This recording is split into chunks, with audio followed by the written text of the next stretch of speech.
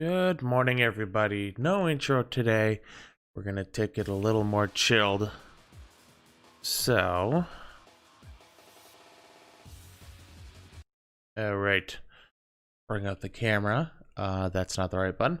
There we go. Hello. Good morning, Oliver. How goes it? I'm having a good morning. I'm a bit tired yet. I need to hydrate and I need coffee. But coffee's being made right now. We'll get that in a moment. But let's go ahead and do that. All right. So, what are we doing today? Well, we're gonna first start off by talking about the most recent Ghost Recon thing. Although, you know, this is a D&D stream today. Operation Amber Sky. When I was playing it off stream, good thanks, gonna try the new Breakpoint update later finally. Yeah. Off stream, I was having more fun with it. But I think when I was playing it on stream, it was such a change from the norm with Breakpoint that it came as a punch to the face. Where if I had been expecting it to be a little difficult and challenging and hey, you gotta pay attention to the details, then I probably would not have had such a hard time with it. Because I actually enjoyed what I played off stream. And then looking back on the event, I think now that I know what I know, I probably will enjoy playing it in the future. Because the missions will stick around. Not all the rewards will, but considering Ubisoft is bringing back event rewards from previous events, I'm guessing that the exclusivity on the rewards for the live event is mostly temporary, just that you're gonna have to wait a very long time before you get live event 3 rewards, you know, after the event. And the event lasts for 9 days now, because 8 days, because it was 10 days on Thursday. So they're giving us over a week to finish this event instead of just like a weekend, which is great for people. So then it's not just, oh, you only have 3 days to do it.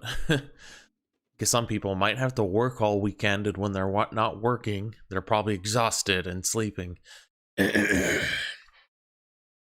But yeah, the initial shock of how difficult the missions were came as like, wow, this is poorly designed. Why are they doing this? This is bad. And that end, when I was frustrated by all that, all the other things in the game that kind of just wash over my back like a duck, it just kind of bothered me and bothered me and bothered me, and I wasn't having fun. But now that I know what I know, I'm looking forward to continue playing the game next Saturday, because we're gonna relegate, I think relegate is the right word, video gaming to Saturdays. However, because we played just this last Thursday, I'm going to be doing D&D stuff today. So, having said all that, hey Beep, doing the Resident Evil crossover in Division to be different. Hi, how's it going? I've heard of the Resident Evil crossover in the Division. Sounds like fun. Remington, what are you doing, kitty cat? I know, there's little tiny bits of popcorn on my desk because I made popcorn. Even though it doesn't really always agree with me, but I love it. I love it. Hi, Remington. Hi kitty.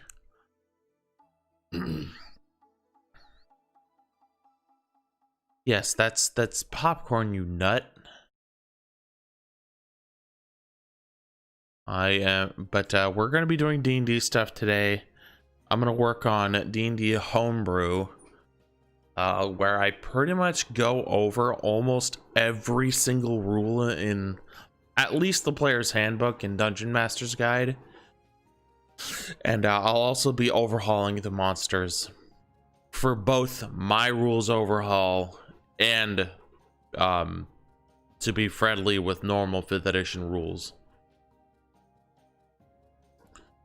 Because I want other people to have a chance at, oh shit, actually deadly monsters, making monsters monstrous. I'm alright, just having some coffee here too. And yay for the popping of the corn, plain or seasoned. It's not exactly planed. It's not exactly plain. Sorry, I'm a little slow this morning. But all I really did was add butter, and I did that. What I did is I cooked it in butter, so it's very, you know, savory without much seasoning. And the seasoning I normally add is just salt. And I didn't add any, but I might add it on the next one, which I don't want to add too much. Remington, speaking of popcorn, Remington loves popcorn. And he's trying to eat it, but then he eats it and spits it out and eats it and spits it out. What a dummy. Can you keep that off my keyboard? All right, let's bring up our Word document and then we'll start capturing that. Oh, I didn't know how tired I was. I slept until like 9 a.m. and only got up just a bit ago. I guess I was tired. I needed some extra rest. That's just it, is I didn't bother setting an alarm because I've been having a little issues with sleep where like I wake up either several hours before my alarm or like half an hour before my alarm. And either way, it kind of screws up my level of rest. Hey, leave it. Leave it. Come on, you. Come here. Come here, Momo. Hi, kitty. And this morning, however, I did not wake up at like 4 a.m. Like I said, I woke up at 9. But I did go to bed like a little bit after midnight, so I definitely got a little over 8 hours of sleep. Hey, leave it. Come on, leave it. Leave it. You're not laying right there. I need to use the mouse. No. You. Over here.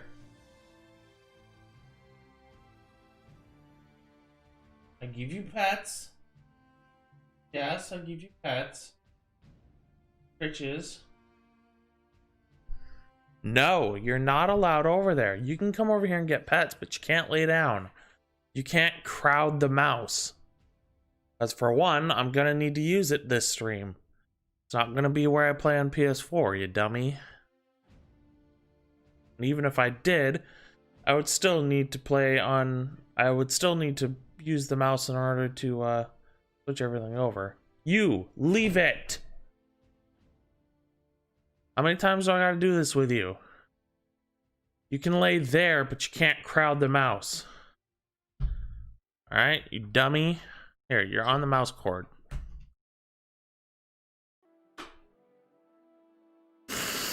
Oh, what a cat. You big old dummy. Alright. Yes, your back is gonna itch because my mouse is there, you dummy. No, no, no, you gotta leave it. You gonna meow at me? Huh? Come on, meow so everyone can hear it. Although the mic might not pick it up. Yeah, buddy. Yeah. You like getting your butt scratched, huh? Remington. Gibby. Remy.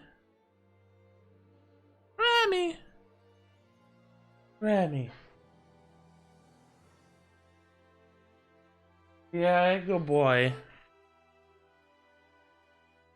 Got some boring stuff to do. Might be back in chat later. Alrighty, Oliver. Hopefully you can get through that boring stuff just fine. And if we see you later, we'll see you later. If not, we'll see you on the next one. Yes, your back is itchy because my mouse cord is there. It would help if you didn't lay there. Leave it. You gotta leave the cords alone. Okay?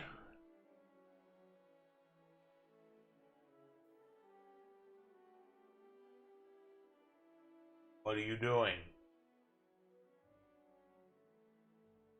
Sorry, I'm having to manage a cat who is being such a prima donna that he has to hold up the whole show until he gets what he wants.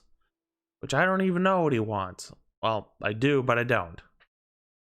He wants to mess with the cords, but I ain't gonna let him.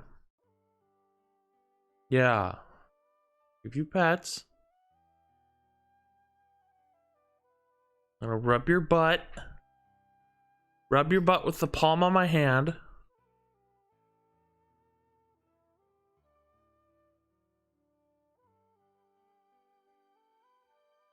Leave it. Don't be doing that. You gotta behave. Pretty much I just have to wait for him to fall asleep. Because soon he'll get bored and just sleep there. Pull the mouse back a little. Alright.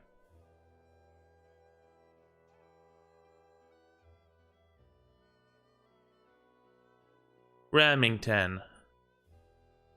Leave it. Leave it. I believe my coffee's done, so we're gonna bring up the Word document.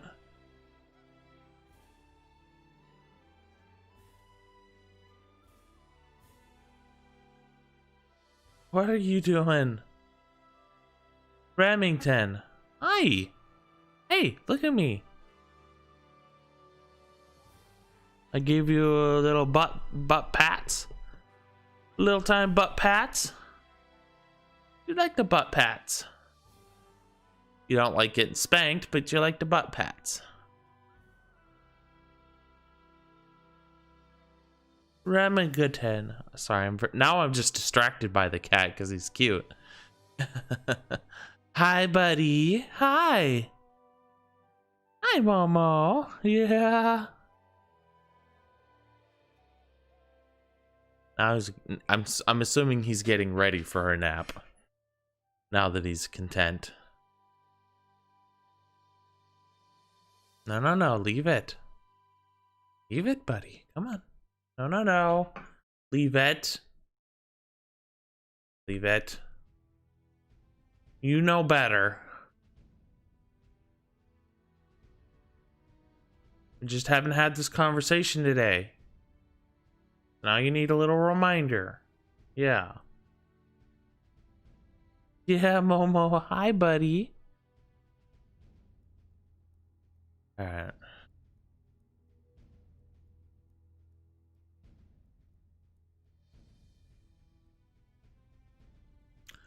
I don't even know what I'm doing. Okay, D&D campaigns. Campaign. Homebrew.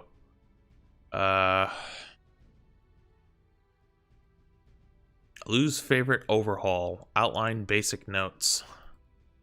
That's where my stuff is. I'm sure I've shown this on stream before, but let me go ahead and get this captured here.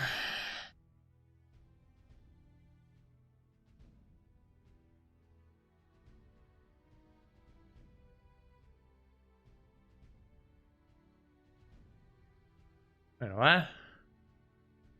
Oh, I said window capture, not fucking OBS.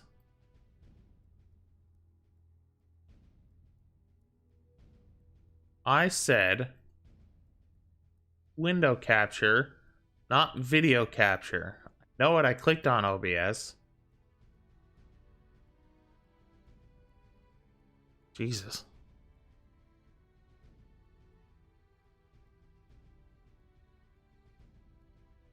Now we just gotta make it smaller. Hey, be good. Now he's just pawing at stuff. Alright, let's bring it down so you can see me.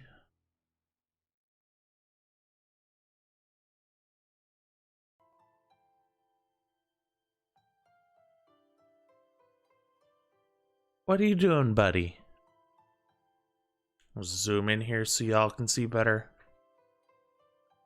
Is it not, oh, that's because I didn't click in it. There we go. What y'all can see is Lou's favorite Dungeons & Dragons 5th edition Overhaul Outline Part 1, creating a character, races, traits, classes, features, backgrounds, feats, talents, hit points, damage, injury points, injuries, spell save DCs, and spell slots. The new trial magic system, ability score, uniqueness, armored weapons, historical accuracy and variety, meaningful crafting, both mundane and magical, more equipment, spells, magic items, and more, food and water variety, morale system, damage types revamped, look over passive skills. Yes, your butt is itchy because you kept laying on the mouse. That's what happens. Mouse irritates your butt because your butt is right up against it. Now he left. All right. So here we have the racial traits, where the rule is each character gets 5 racial traits of their choice, as well as a +1 or +2 to 1 ability score of their choice and a +1 to 1 ability score of their choice. You also learn 2 languages of your choice. And here's the various racial traits from all the different races. There's absolutely no reason that certain races can't have certain racial traits simply because they're not, insert race here. All it really does is inhibit player choice and bring about the discussion of whether or not orcs are not racist, but the description and portrayal of orcs in fantasy media is racist. Now, personally, I don't find the portrayal of orcs themselves as racist. However, basing them off real life cultures and then calling the orcs themselves savages can be a little bit colonialist. But I actually do quite enjoy the savage orc character coming from relatively nothing other than a tribe that may have exiled them or whatever. And they have to make their way in the world. And that's kind of fun to me. I find I have to choose between orcs and humans on which is my favorite fantasy race. And I will say that my criticism of whether or not orcs are portrayed as racist is that the argument for inclusive portrayal of orcs is usually, oh, I want my orc character to be a smart, intelligent mage. I want my orc character to be a wealthy merchant. I want my orc character to be, more or less whitewashed, I would say, to kind of combat the racism of it. Some people are more or less just whitewashing it. Now, I'm not too keen on, overt social justice. However, I do think it does have a place. I think, we have to call out, social injustices, so that our fellow human can get on with life without dealing with so much bullshit. And we should definitely call it out in creative and entertainment spaces such as D&D. But I feel like the argument against the quote-unquote savage portrayal of orcs is to whitewash them. And it's like, one or the other is definitely not good. Can we meet somewhere in the middle? But as today's society goes, it's not ever in the middle. It's only one extreme or the other. You either unconditionally, blindly, almost fanatically, cult-like follow and love somebody, or you hate them with all your guts and equate them to the worst that history has shown. even sometimes worse than them, based on only extremism. But that's a discussion for another time. Katie, please don't be messing with the cords. Leave it. Leave it. I'm picking you up. If you're gonna continue to be a bad boy, I'm gonna put you in the bedroom for a few minutes. No, leave it.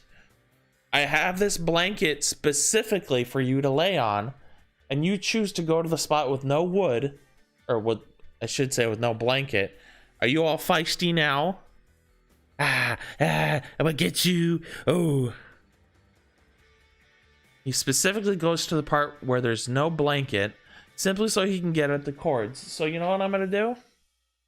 I'm gonna move some stuff in front of my PS4. I'm gonna do this. I'm gonna move my copy paper for a printer that won't print.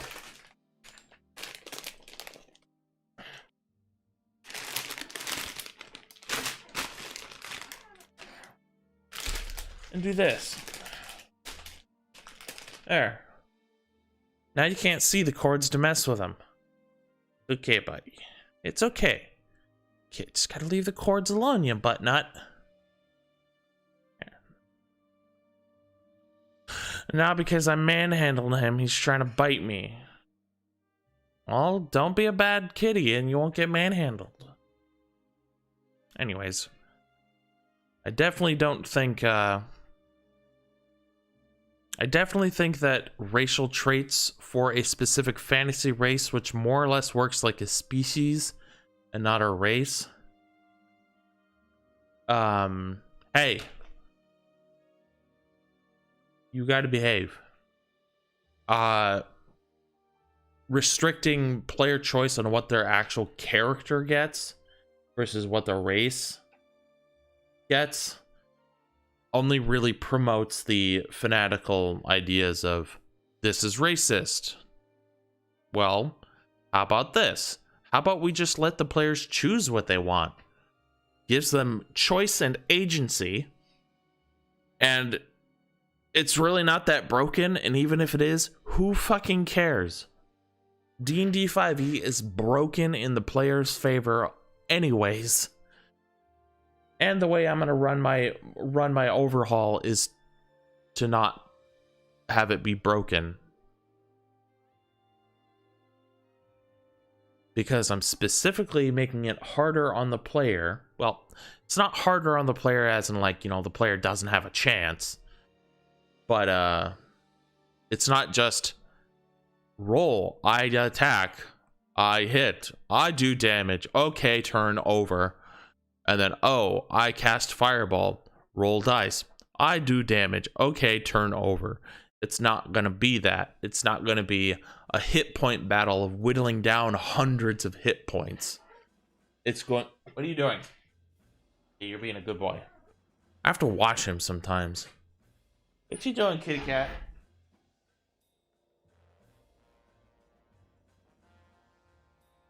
Now I have to watch him. Hey.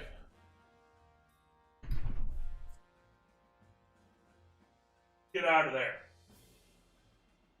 Get.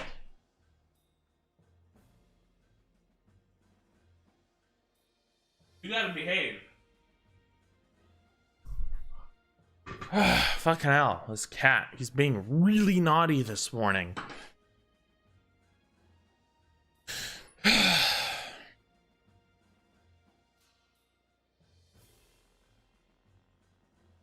I swear I need to put my computer in a box with vents so he can't get to it, because otherwise he'll get on top of it, hit the power button, which will turn off the stream, and then I have to turn it on again. Except now he's he has why am I not okay, I am. Just was being weird. Hey. Where'd the cat go? Remy, where did you go?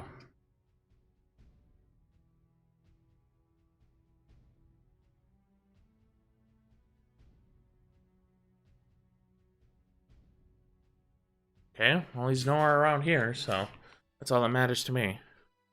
I have to fucking watch his every move because otherwise he's gonna get into something naughty. It's frustrating. And now I've completely lost track of what I was talking about.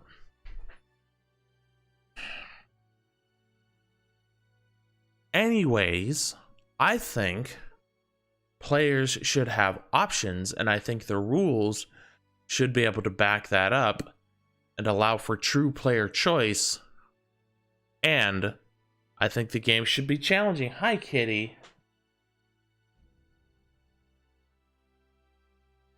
Do you want a toy? I can get you a toy. Yeah. Do you want a rolly ball? Hi, buddy. You want a rolly ball? Hold on. I'm gonna go get him a rolly ball. I'll be right back.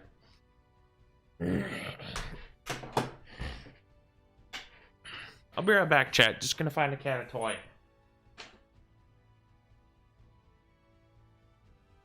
Remington. Hey, Amy.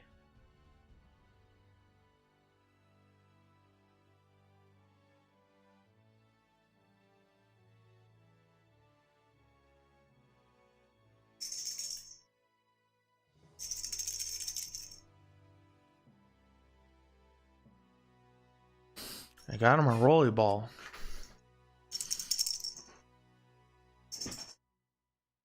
Yeah? Go get it. Alright, I'm gonna go get some coffee. Be right back.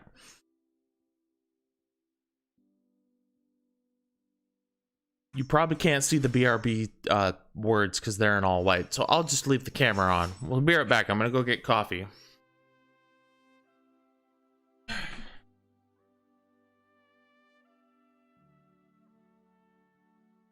Hey, you. Football?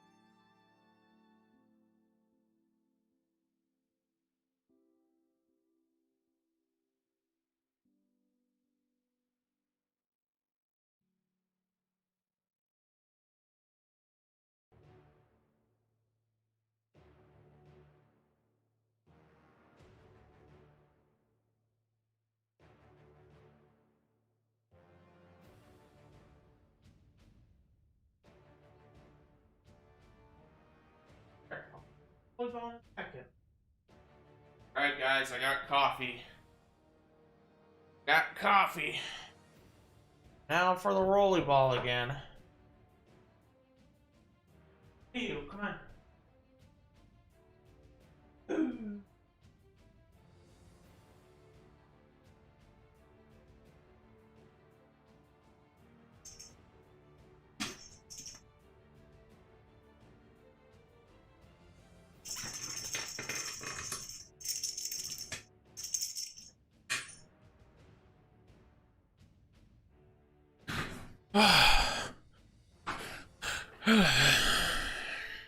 Alright, let me get my headphones back on.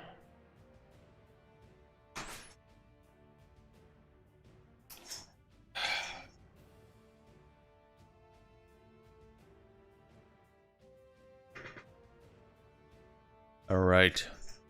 So, cat's making a bunch of noise, but it's fine. Better that than messing around. So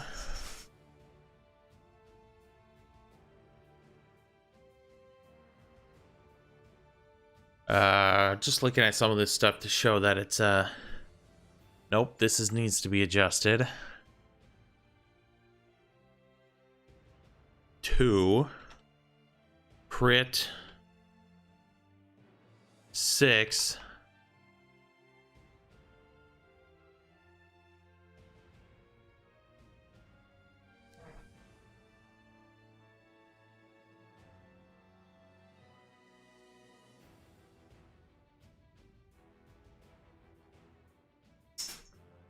let me read over this. Choose one type of dragon from the Draconic Ancestry table. Your breath weapon is determined by the dragon type as shown in the table. You can use your action to exhale the destructive energy. Your Draconic Ancestry determines the size, shape, and damage type of the exhalation. When you use your breath weapon, each creature in the area of the exhalation must make a saving throw, the type of which is determined by your Draconic Ancestry. The DC for this saving throw equals 8, plus your Constitution modifier, plus your proficiency bonus. A creature takes 2 crit 6 damage on a failed save, and half as much damage on a successful one. So basically the 2 crit 6, what that means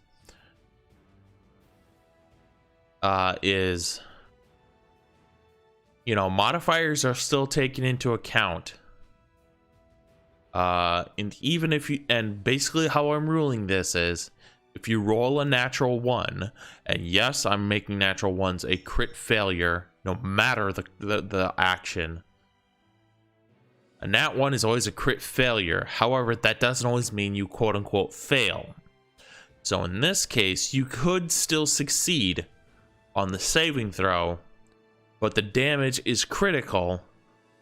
So, but if say you have like a plus 12 or whatever to dexterity saving throws or whatever, then, and the DC is like 10, we'll say, then on a roll of natural 1, that's 13, because 1 plus 12, you still have a critical fail, but it still succeeds on the actual roll. So instead of it being 2 crit 6, it crit, because you quote unquote crit failed, you get crit 3, so you take 3 damage. And that's just it. You're not rolling for damage. I'm not a big fan of, oh, I have this big ass fuck off weapon where I can do a bunch of damage if I roll well, but oh, I didn't, so I only did 2 points of damage with this giant fuck off weapon that would crush someone's skull. So, okay, and it's never fun as a player to be like, to even be someone who's not martially inclined, although spellcasting is just the same. So if you're like a cleric who's a spellcasting cleric who doesn't actually do any combat, well, martial combat, I should say, then it's like, oh yeah, I'm gonna hit him with my mace. Oh, I actually hit something with my low attack bonus, and I got well, in 5th edition it's a D6 because apparently maces aren't very effective, despite the real life counterpart. So they roll, say, a 6. Well, no, they don't roll a 6. They roll a D6, but they were like roll a 1, but they have no strength, so it's just 1. It's like, oh, bummer. It's never fun as a player to roll for damage and just roll really low. And this, you know, static damage allows for the injury system, which is replacing the, it's not necessarily injury like we know it already, but the injury system is replacing the hit point system to where you have injury points instead of hit points. And We'll get into that when we get into that. But for now, the damage is static, and a critical damage effect, which is what this would be, what a nat 1 on the saving throw would be, is you would be under the condition of the critical damage effect. So that way it's not confusing people with saying critical fail. You don't actually fail if your bonuses are high enough. But the critical damage effect is 6, where the normal damage is 2. Now that doesn't sound like a whole lot of damage, 2. And even if you rolled a 2d6, 2 is the minimum. But that's because damage types will have an effect.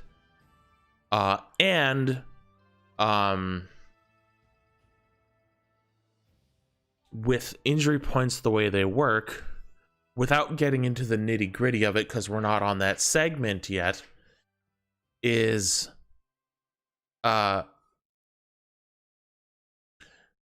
way it works is you have far less injury points than you would normally have hit points. So with injury points, it's your constitution score plus your modifier. And yes, negatives apply.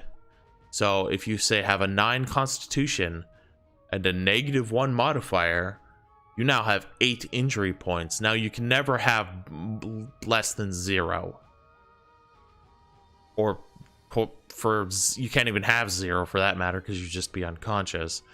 And that's another thing I'm changing with unconscious, is unconscious is going to be more of an effect and not just, oh, I reached 0 hit points, so I'm unconscious. Because there are so many opportunities of player character deaths where they get to have a final send-off that's emotional and, you know, could really affect not only the other characters in the party, but the other players in the party. But they're always wasted. Now, having said that, because the normal rules just say they're unconscious, and then if they say fail all the death saving throws and they die, not saying that that doesn't have an emotional effect. I'm thinking back on, here's a Critical Role spoiler for campaign 1, so jam your ears shut in just a moment. When Percival dies, it seemed a little unnatural because he just went unconscious and died, because the way it happens is she gets shot while he's unconscious, which at the time I believe he already had 1, maybe 2 failed death saving throws, and getting shot while unconscious and dying was more than enough to straight up kill him. So that happened, and not only was nearly everyone in the party either freaking out or straight up crying, but when I was watching it happen, I cried. But it does come off as a bit unnatural, where we don't have these Boromir death moments where we get to interact with the player character in their final moments, where, you know, there's no nuanced rule saying, hey, just because a player character is dying doesn't mean they're just straight up unconscious, or it doesn't mean that even though they failed their death saving throws, that they won't have a dying moment. So many story opportunities I see are wasted because player characters are just, you're unconscious, you failed your death saving throws, you're dead, everyone's sad. Oh well, moving on. You know, it's I think from a story writing perspective, especially when given in the hands of the players,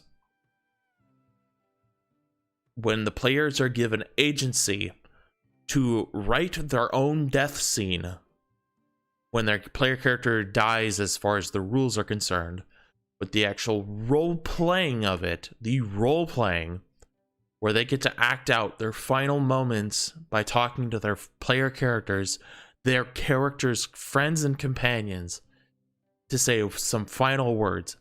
those are almost always wasted in every game I've played, every show campaign, I'll say, I've seen, from testimonials, from description of, badass character moments.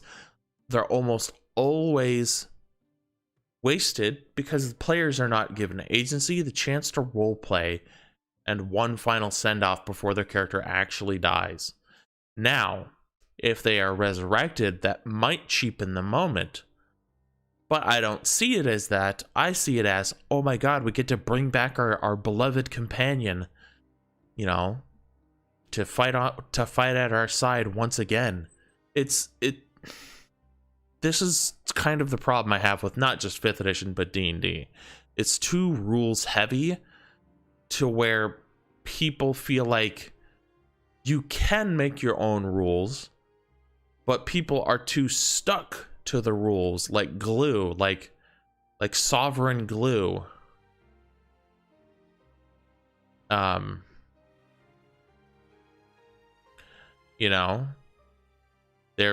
They're just too stuck to D&D and not just tabletop role-playing games.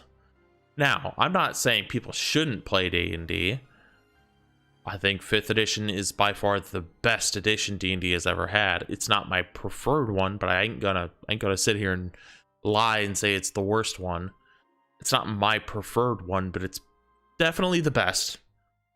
But it has a lot of problems in the system, and it has a lot of problems that go beyond editions. It's just a problem with D&D.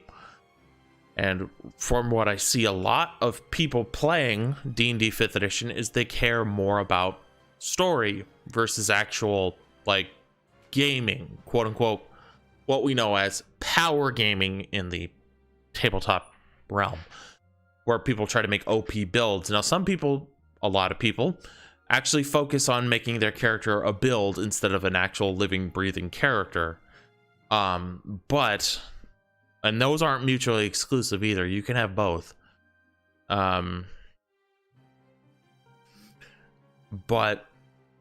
I see that a lot of people are more focused on role-playing and story, and not so much like just, hey, we're gonna do a dungeon crawl. Either one is fine too. So why not let the rules back up either option, where if people want to have nitty-gritty combat, dungeon crawls, going into a mass combat army and just lay waste to a bunch of dudes. Or on the other hand, if players just want to roleplay and engage in a story and have pretty simple combat from time to time, there should be rules to back that up. And we only have rules for kind of a mishmash of those ideals without really favoring one or the other, and not really blending well either. This is the problem I have with D&D, where at least the nitty-gritty rules are a little more a little better explained in 3.5. But also 3.5 is a little more hardcore than 5th edition. So, having said that, these are my racial choices for players to have. You can choose 5. You get a +2 to 1 ability score, +1 to another ability score, and 2 languages. Base speed's also 30 feet, so when you have things like where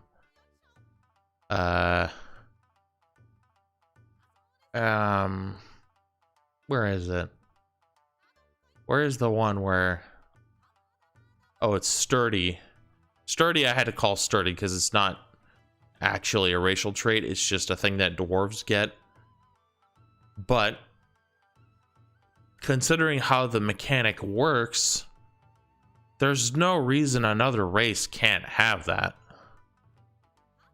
There's nothing saying a human or an orc or a tiefling can't be slow by foot but be able to move at normal speed while wearing heavy armor.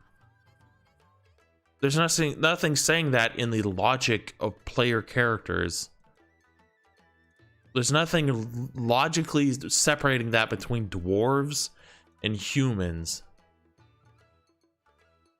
Now, if it was more dwarves can just carry more, that would make more sense. But also that doesn't matter because not every dwarf is muscle bound. This is another issue I have with D&D, is the division of racial traits. Players should choose a race because they like it. They know what to expect from the dungeon master as far as how the race actually functions as a culture, not necessarily a race, but a culture in a specific part where the campaign will be taking place, or where their character is from, that for that matter, that they can be like, huh, I actually like that idea. I like the socioeconomic, the political, the cultural ideals, and how the society works for this racial culture of a D&D character that I want to play.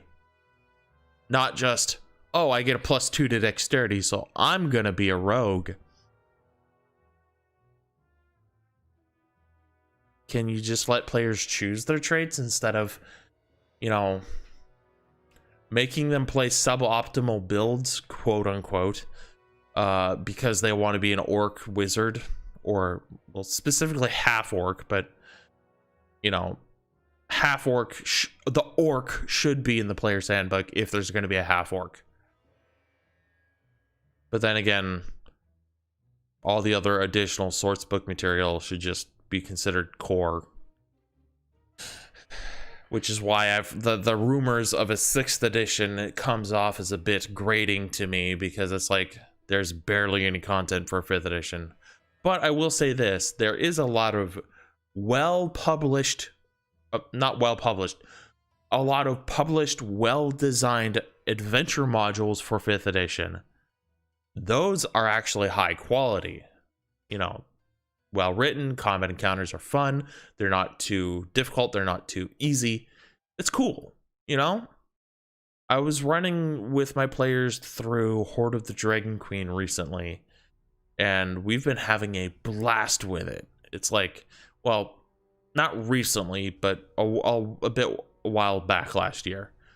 And it was actually our 2nd time running through it, but we never finished it the first time around, and so we were already kind of knowing what to expect the 2nd time around. But the thing is, you can always play through the same adventure module again, because I'll tell you right now, the way that the adventure modules are written in 5th edition allows for more than one thing to happen, which can change the outcome. Now, a smart DM will not railroad it to the adventure. They will mold the module, to work in a way that the players can still have their agency. And even if they didn't choose for something to happen, that when that something happens, that you can weave it into the written story as a well-mannered DM, I'll say, well-studied DM, if that applies, that you can still railroad them without actually railroading them, and make it so that their choices or the outcomes of the events that they played through have an effect on the story. Take, for instance, the first time we ran through, not Horde of the Dragon Queen, because we didn't have that yet. We only had the Rise of Tiamat, and I was reading through the rules, and it didn't say that we had to start with Horde of the Dragon Queen. It just said, hey, if you want to start with just Rise of Tiamat, do this. I was like, okay. When we ran through it, I had a paladin NPC character who was helping the player characters, because at the time there was only 2, sometimes 3 of us, and I thought, well, the player characters need some backup. So, because I didn't know at the time, I was a little less experienced, and I didn't know how to handle a 2-person party for a 4-person, adventure module. So I gave them NPC helpers. Now they weren't DM PCs in the bad way. They were just there to help. And because I like having them in the story, what happened was the paladin NPC, who wasn't a goody two-shoes, she was just, a good aligned character. She was seeing that the drow sorcerer was going down a path of darkness and madness. And she's like, hey, can you relax a bit? I'm actually giving you a lot of leeway. I could actually be doing something about this, but you're my friend. I don't want to see you do this. Can you just relax a bit? So the Drow Sorcerer nearly cost the party the mission, so to say, in the adventure module, because he was using Fireball on a wooden boat when they were being attacked by monsters, of course. So it wasn't entirely just, oh, I'm just going to cast Fireball on the boat. No, it's just they were on the boat, monsters were attacking, and he's like, I'm going to cast Fireball, and he just did it mindlessly. And he didn't just do it once, because once I'm like, okay, it didn't really light up. Second time, I'm like, okay, now the wood is starting to burn up. They burned down the boat, which killed all of their crew members, and the player characters survived, but they survived by getting to an ice sheet where there was nothing, no wood, no animals, and they were more or less freezing to death. And thank goodness for their good rolls, because they got about to level 4, level 5 exhaustion before the druid could, because what the druid was doing is that since they were medium level-ish, the druid could wild shape into animals, every hour or so. Since they had a bunch of uses, they just, okay, I'm gonna travel, drop form, new form, travel. And the druid like flew over like so many miles of land, and came back right as the other characters were about to die of like starvation and hunger, or starvation and hunger, same thing, starvation and hypothermia and all that, with supplies so that they could continue on with the mission but also survive. And when the druid came back and everyone was back to going again, they were too focused on getting the mission done to really have time to sit there and point fingers. They got the mission done. They come back to Waterdeep for a more or less, second mission briefing, for a sit rep, if you will. And when they finished talking with the council, the paladin pulled the sorcerer aside and said, hey, we need to talk, and I'm going to pull you in front of the whole party. So she did. This is the NPC, not me doing this as the player character, as the dungeon master, because I was actually really enjoying what the player was doing. It was actually like an actual descent into madness for the player character. So I'm like, oh, I can roleplay this. This is fun. The paladin, being as good as she is, and considering the Drow Sorcerer a dear friend, she's like, hey, between all the different player characters and in the party, because at this time we had 3 or 4 people, but the player characters, the NPCs who were still there, were still important to the story. They're like, hey, raise of hands, who wants the Drow Sorcerer off the team, because he's a danger to us and everyone. He's a danger to himself and everyone else. And everyone, including the Drow Sorcerer's kind of friendly rival character, voted to kick him off the team. Not the player, just the character. And the way they role-played it was that the druid, being a little more mad himself, not mad as in angry, but mad as in sanity ways, he decided to stay with the Drow Sorcerer. So once the Drow Sorcerer was off the team, the druid went with him. So those two kind of formed a deadly alliance. And there's a NPC villain who's more or less just on the side for the moment, since we're just doing the adventure module, who they went and met with. And he was kind of a menace to the whole party before I ran them through the adventure module, the Rise of Tiamat. And so the 2 insane characters just went and met with the I believe the NPC who is the like menace and like thief guild master. His name was Sundance. They straight up murdered Sundance and told his crew, hey, you work for us now. And they succeeded on the skill check to say, hey, you're with us. You know, if you don't, we're going to kill you too. And it was an intimidate check. They succeeded. And now they run a gang in Skullport.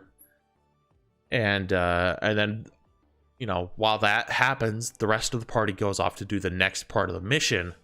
You know, where the previous part they did end up succeeding, but at the cost of a ship and many crew members' lives. So they go off to go do the next part of the adventure, and hot behind their trail is the two insane characters who have a dark intent. So they go up. The player characters that are in the main party, they go through parts of the dungeon to you know, get on with the part of the mission. But the two insane characters come up and completely decimate the entire party. I think because they summoned a creature that was like really strong. And then they also were, despite being the same level, they actually like trounced the whole player character party, who had an additional NPC who just joined them for the one mission. The two insane characters, I think with their summoned creature, I don't remember if that was there or not, killed the whole party except the paladin, who they took as a hostage. And that campaign kind of fizzled out after that, because I think we just couldn't meet to play because of schedule differences, and you know, we were getting on like to where we couldn't meet every 2 weeks. So it didn't fizzle out because of that, because as players and a dungeon master, the players were having immense fun with this. They were like, oh shit, we got to do this next. What are we going to do? Like, well, they didn't kill everybody. Some people only went unconscious, but they did kill a few. But they essentially knocked out the whole party. So once the other party members came back, they're like, oh shit, what are we going to do? Like, they were actually really engaged with it. And I owe it a lot to the two players who were the players of the two insane characters, to kind of drive that whole narrative. And I was enjoying it as a dungeon master. The players were enjoying playing through it, despite their characters either being killed or just knocked unconscious. And that's where the adventure module can kind of go off the rails. And that's where it's like, okay, well, my experience as a dungeon master in 5th edition is not that good. So I'm just going to have to end that part of the adventure module and just start up a new adventure. But we never got to that. But I'm going to probably bring it up again, because I know my player characters would love to go through it. Having said all that, I'm going to drink some coffee while we talk. I'm not doing a whole lot of homebrew, am I? I'm just recounting some tales and talking about what I'm passionate about. And yes, I saw my bot tell me to drink water. I'm just drinking coffee.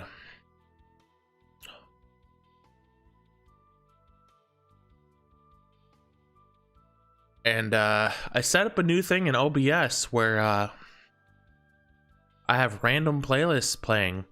For those who recognize the music, oh, my nose is all stuffed up. It's from Dynasty Warriors. Well, not exactly quote-unquote Dynasty Warriors, but the various Muso games. I think I'm gonna go ahead and switch the playlist over to Windows Media Player. And we're gonna play a specific series of songs.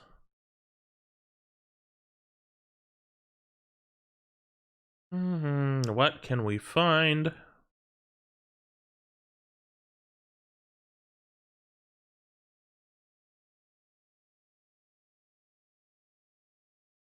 How about a... Oh no, that won't work either.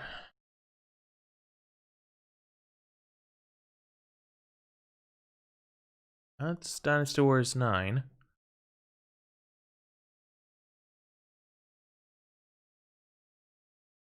Gotta find it.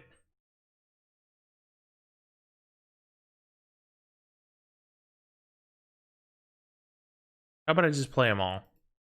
That'll make it easier.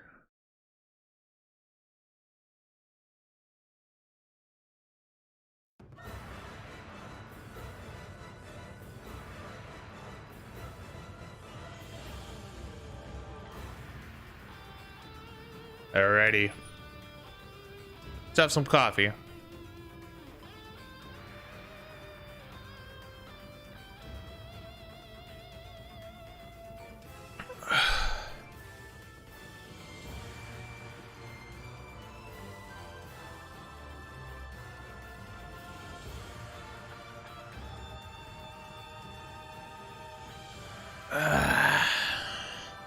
Gotta turn down a bit.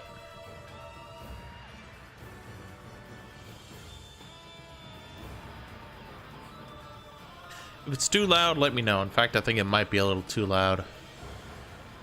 Turn it down a bit.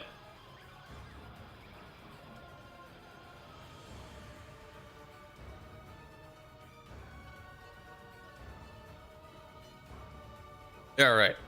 Let me just go over my rules to make sure it's all right.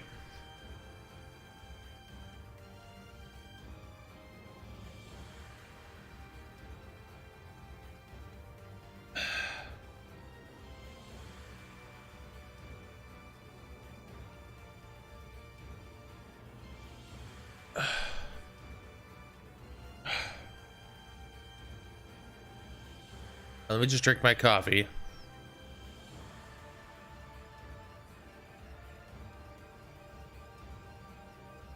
So, we'll go through each and every one. Artificer's lore. Whenever you make a history check related to magic items, alchemical objects, or technological devices, you can add twice your proficiency bonus instead of any proficiency bonus you normally apply. Also, I still need to work out how I'm going to use proficiency bonus, because proficiency bonus isn't just going to be, oh, you level up, so you got a +3.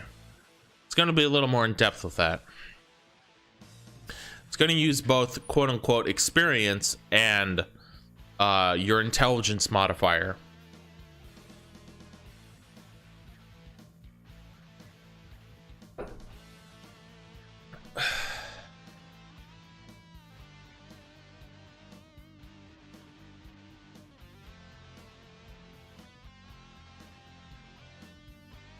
Brave more or less works the same. You have advantage on saving throws against being frightened. And cantrip, you know, one cantrip of your choice. Intelligence, wisdom, or charisma is your spellcasting ability for it. Some races give you a cantrip. I believe it's the high elf sub race gives you one. Advantage on all intelligence, wisdom, and charisma saving throws against magic. And this is gnome cunning, but I just renamed it to cunning.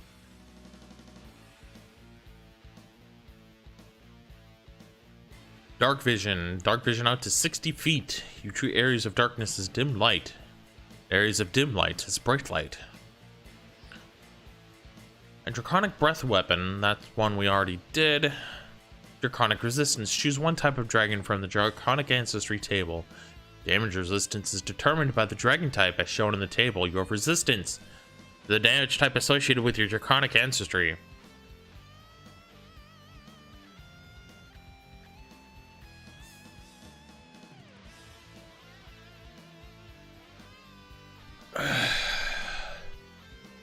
And I might also change the resistance of damage, how that works too.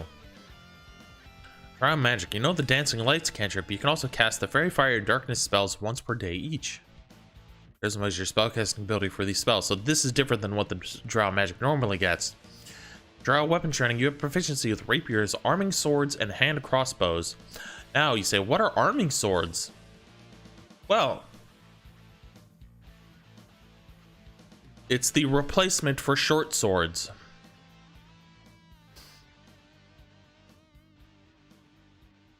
Dwarven armor training. You have proficiency with 1 light armor and 1 medium armor. Yes.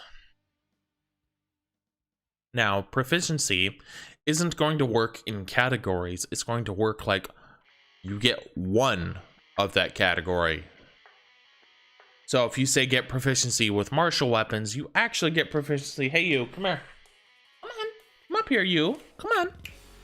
Come on, Bubba. Remington. Come here, buddy. Come here.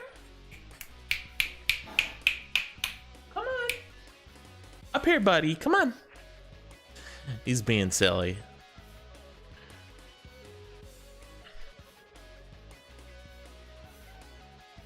Elf weapon training. You have proficiency with a long sword, arming sword, recurve bow, and longbow.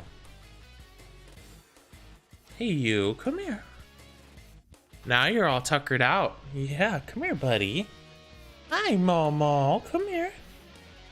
Come here, buddy. Come here. Hi, buddy. Yeah. You're a good boy now, aren't you? Come here, Momo. Momo. Come here, Remington. Have some more coffee.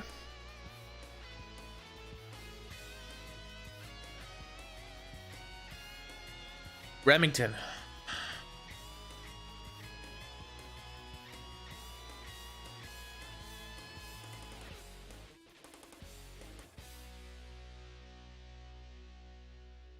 What are you doing, Baba? Remington. I think some cat hair floated onto my nose.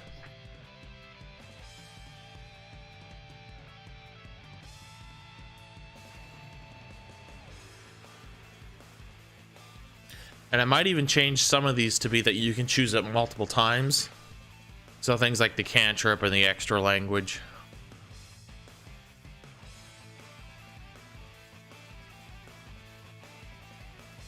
Cat Remington, come here.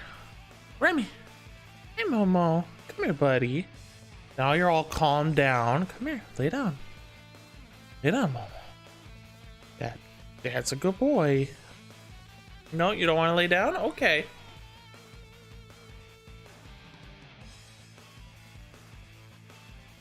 Yes, that's paper. Because you choose to mess with the cords all the time. What is that, huh? Yeah, I'm distracted by the cat now. Remington? Hey. What you doing, Kibby? Kibby. Hey. Kibby, Kibby.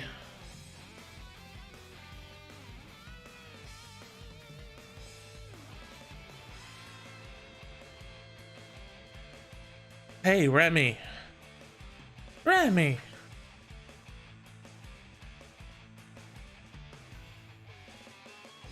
Hi, buddy. Come here. Let's say hi. Let's say hi to everybody. Come here. Hi, Remy.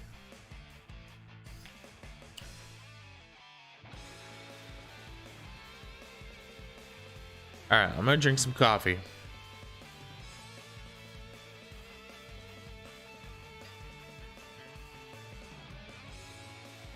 All right. So I'm gonna change the cantrip and the extra language to choose multiple times. Let's actually go through all of them.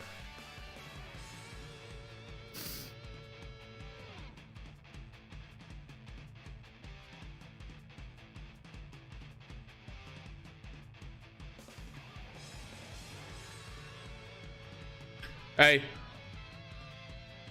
Good.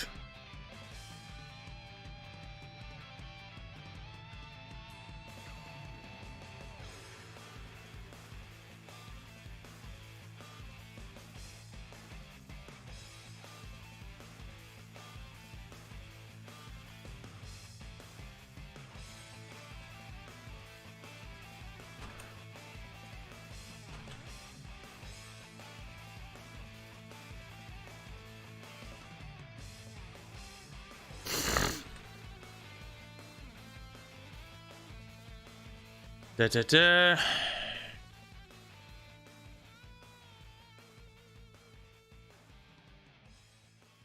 Hey, what you doing, Kibby? You good boy, Remy. You don't gotta act all scared. Come on, lay down, Mama. Here, let me help you out. Let me help you get your butt out. There you go. There you go, buddy.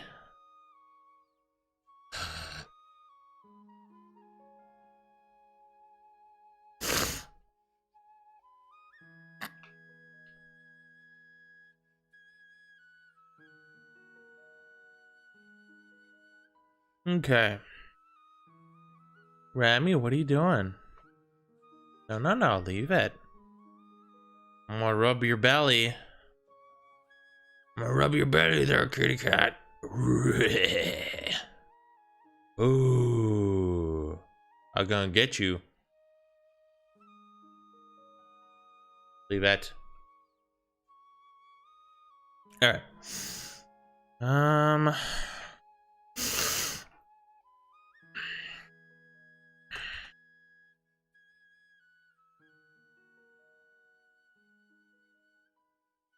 No, I'm not gonna do that one. Hey.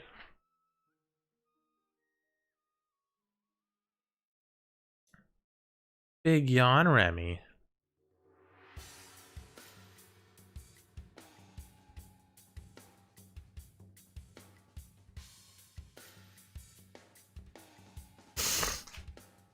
Hey.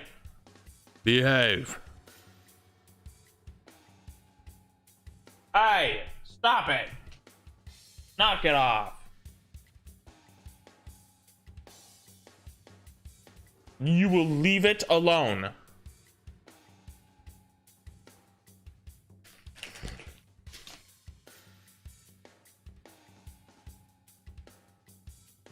How many times are we gonna have to do this? Yes, I give you pets because you came over here asking for them. Come here.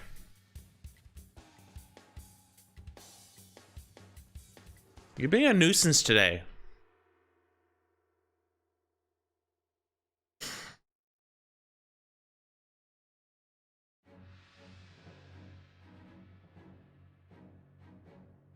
Here, I tell you what I'm gonna do.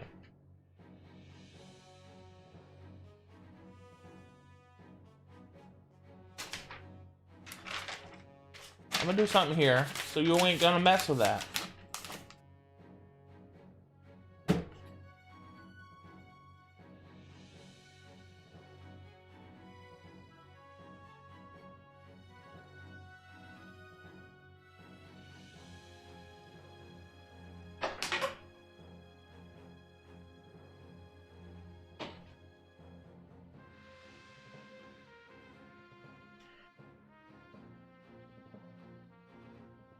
That's already in there. Sorry, I'm having to adjust my shit because the cat is being a nuisance. Yes, you.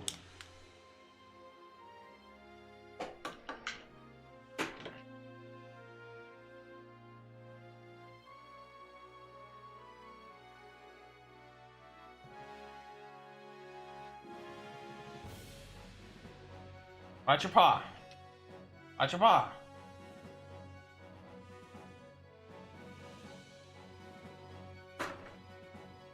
Hey. Oh, come here.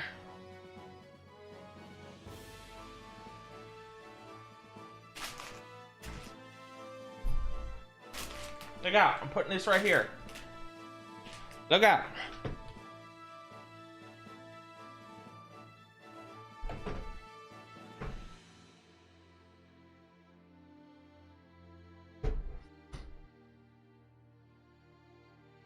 Oh. That was almost bad.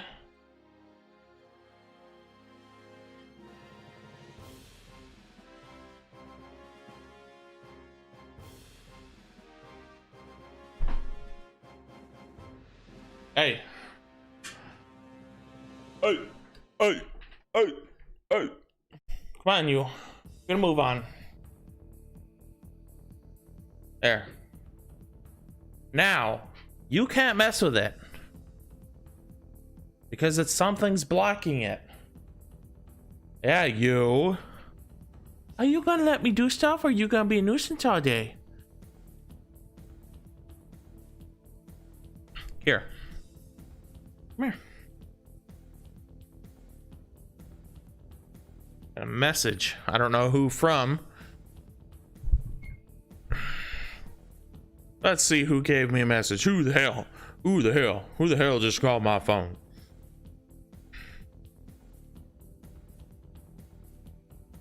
Probably just something for me from a scammer. Leave it. Hey. Leave it. Suspected spam. Report spam.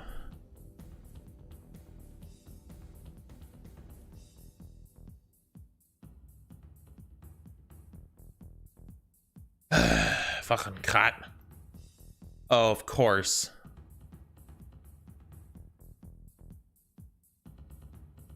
Hey. Leave it. Leave it.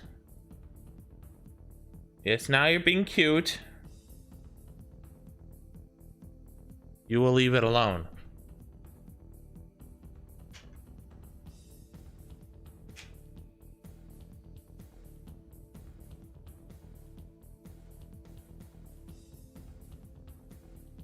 Hey.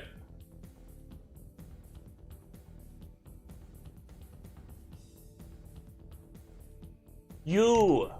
Will you behave? Yes, you pretty kitty. You're holding up the whole show because you want to be naughty.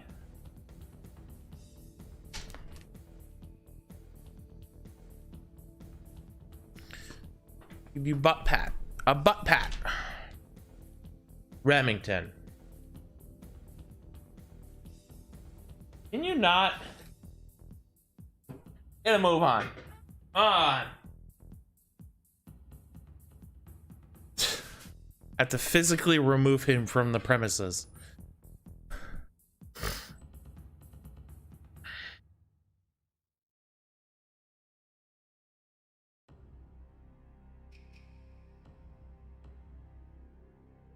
In fact, let me just adjust this.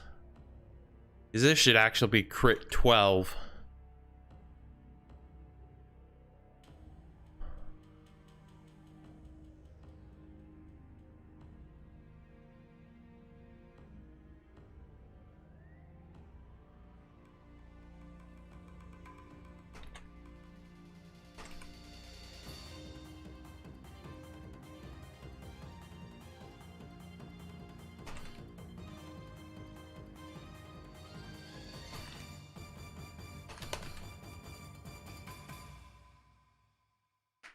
Fucking cat. Yes, you. Each time it applies to a different dragon type. You may choose which dragon breath to use as part of the action to exhale. There, that's pretty cool. So if you wanted to, you could take 5 different dragons of a draconic breath weapon. You'd be a master of like breath weapons.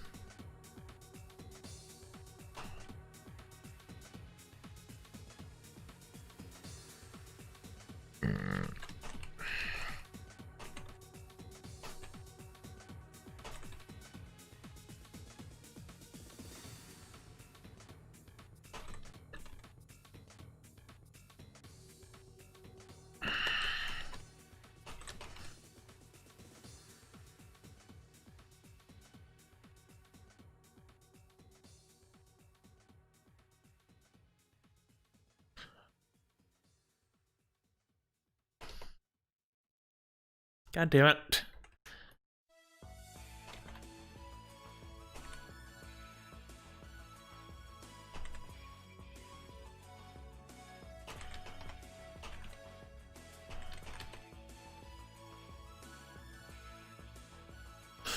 Okay.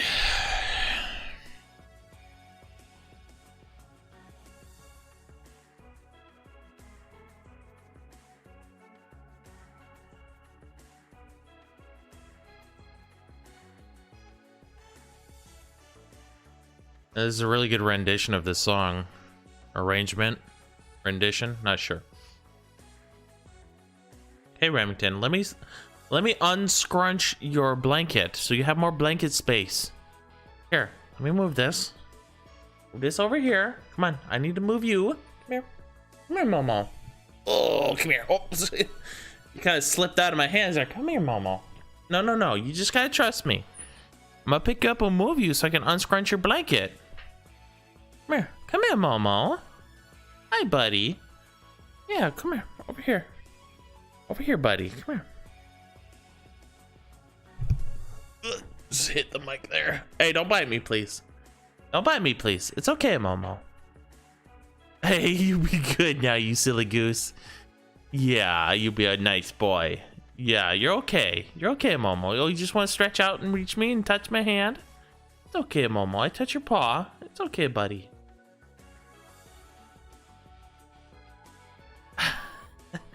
Now he wants to play. Hey, you a goofball. Yeah, let me scooch the mouse back a little. So now you have plenty of room for yourself. That's why I wanted to unscrunch your blanket, you butt. So you have a spot to put your head on. It's not just on hard wood. Yeah. Hi, buddy. You're so cute. See, now you're being a good boy. Because all I had to do was obstruct the wires from your view. Yeah. What'd you hear, huh? What was that? What's going on? Meanwhile, I didn't hear a goddamn thing. Goofy cat. Probably just hearing people talk in the hallway. Alright.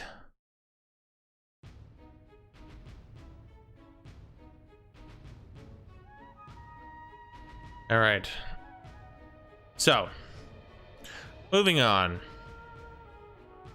That looks right.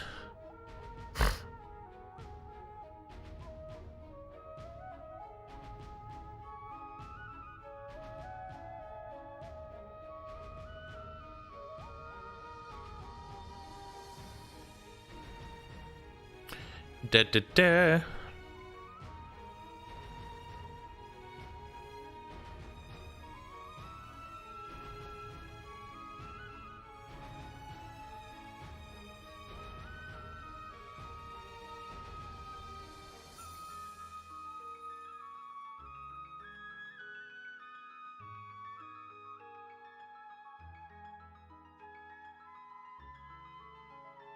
That's right, I was removing short and long rests. It's just a rest. So...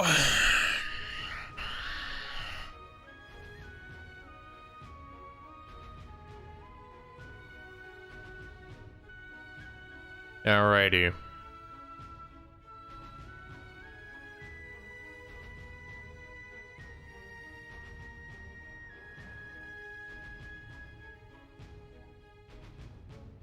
I'm gonna do this. You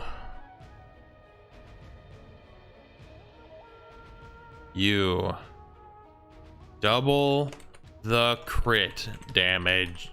Not double. You increase the crit damage.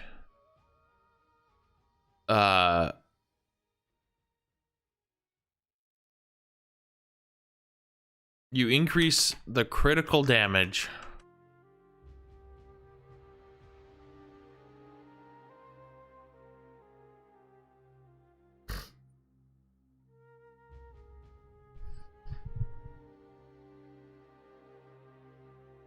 from the weapon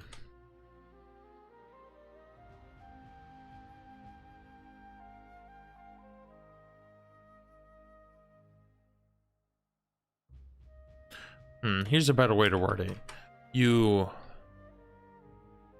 add the critical damage a second time.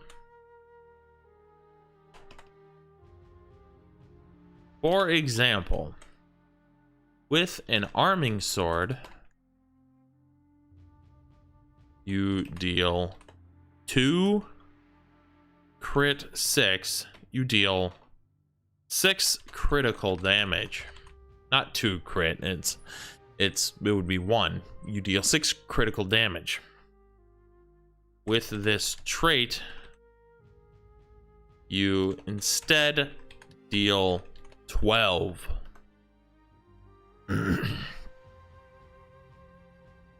Savage attacks would be a very strong ability.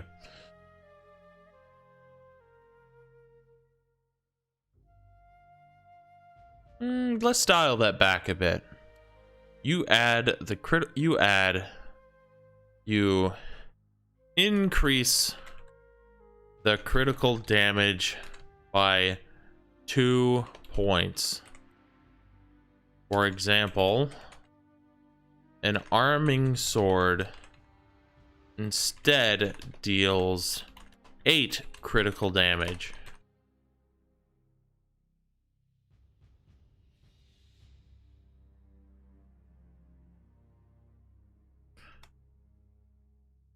Normally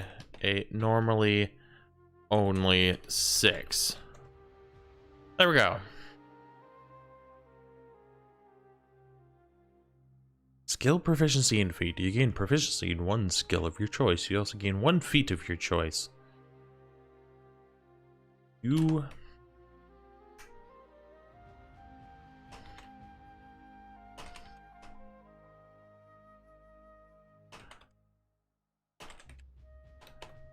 Each time you choose a new skill and feat.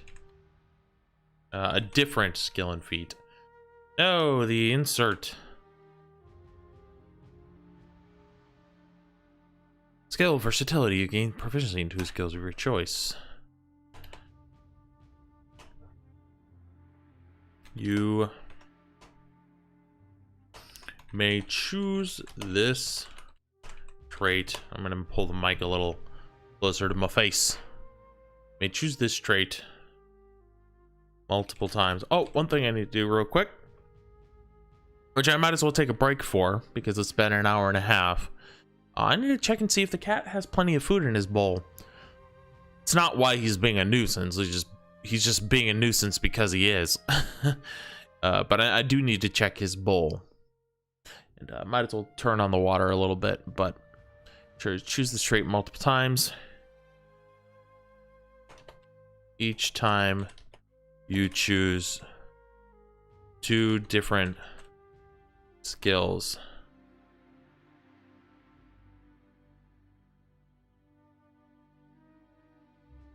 You choose 2 additional.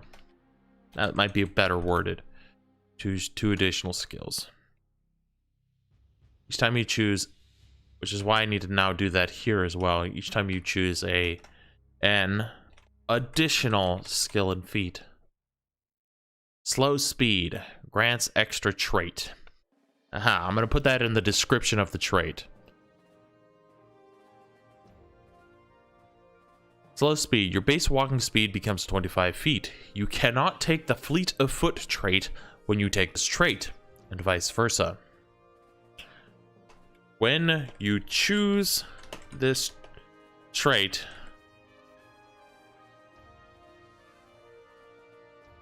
you may choose an extra trait. Now you might say, why would you choose that? Because sometimes players like a little more of a challenge.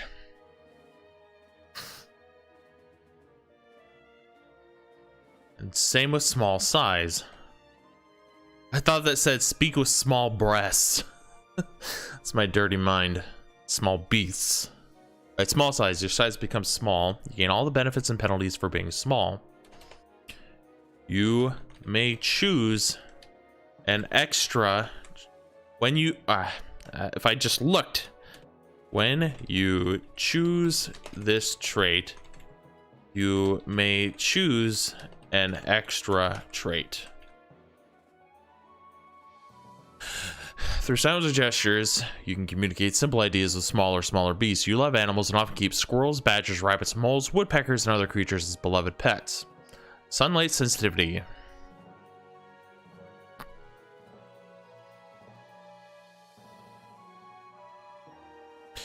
You have disadvantage on attack rolls and on wisdom perception checks that rely on sight when you, the target of your attack, or whatever you're trying to perceive, is in direct sunlight. When you choose this trait, you may choose an extra trait. Superior dark vision.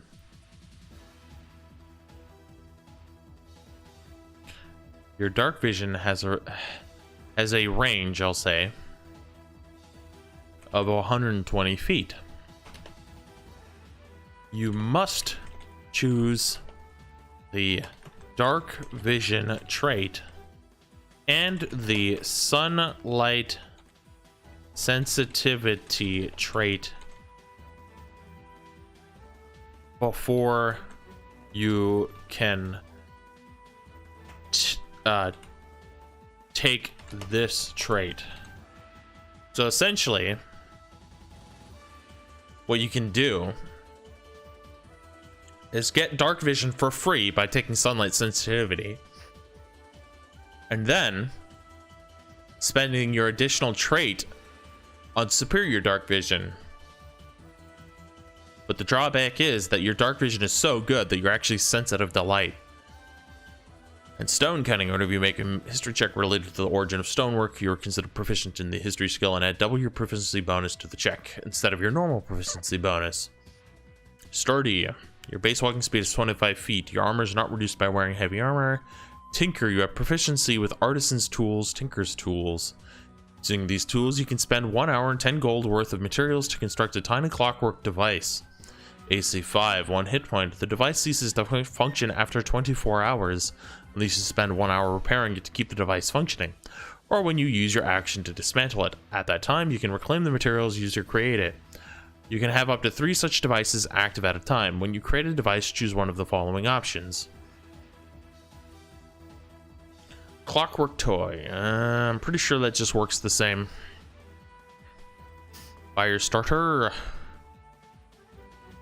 Let me just do this so it's better formatted.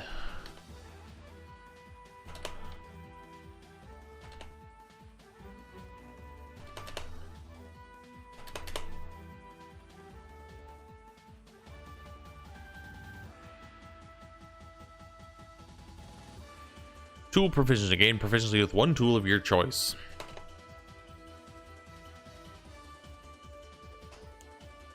You may choose this trait multiple times. Each time you gain proficiency with an additional tool of your choice. Toughness. Your injury point maximum increases by 1, and it increases by 1 every time your injury points increase.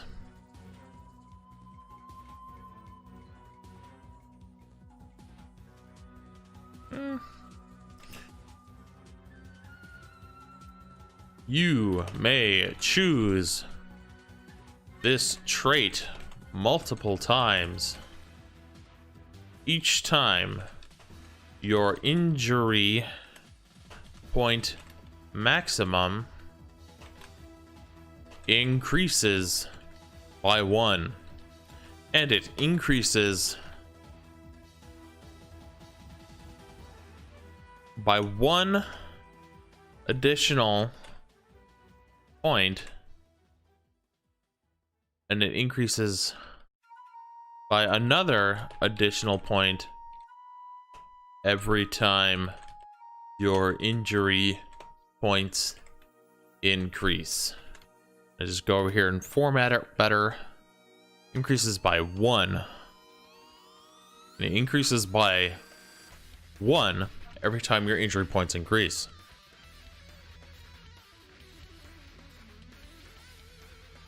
Trance, you don't need to sleep. Instead, you meditate deeply, remaining semi-conscious for 4 hours a day. Common word for such meditation is trance. While meditating, you can dream after fashion. Such dreams are actually mental exercise that become reflexive through years of practice. After resting and soaking in the symptom effect a human does from 8 hours of sleep. All right. Let me take a break. I'm gonna go check out the cat's food. We'll be right back. All right. See you in a few.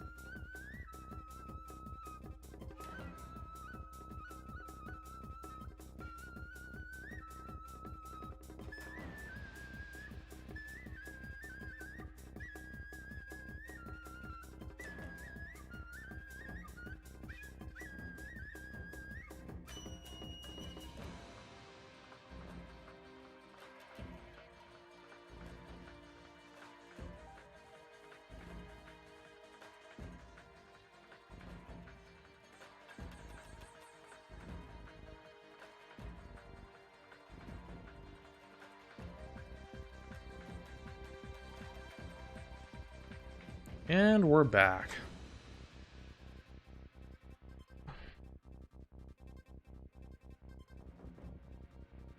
All right, let's bring up the camera.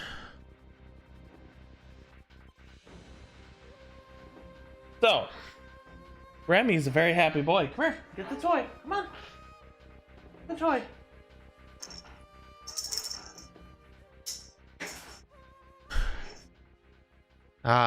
His food bowl wasn't empty, but it was low, and he doesn't like to eat it if it's low. And there was just, and the bits of food were smaller because they were a little more crunched down. So I then opened up his new bag of food, since his other bag was getting basically right down to the bottom. I poured what was left into the new bag, and I got him a big old fresh bowl of food. I even turned the water on for him. So, after all that,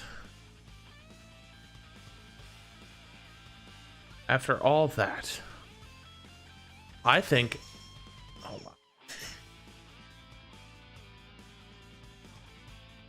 Sorry, my monitor is being funky because the cat messed with it. Thank you, Remy. It seems like just certain parts of the screen are just a little mucked up, but that's okay. I think I can handle that. Besides, this is a cheap-ass, old-ass monitor. I bought it for $50, and it was, like, refurbished. So, I'll take it. If it's showing its age after all this time that I've had it alone, that's fine. Alright. Now, granted, it was the cat's fault, but it's fine.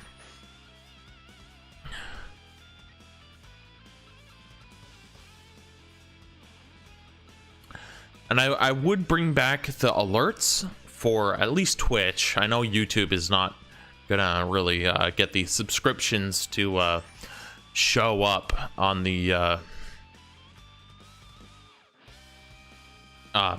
alerts.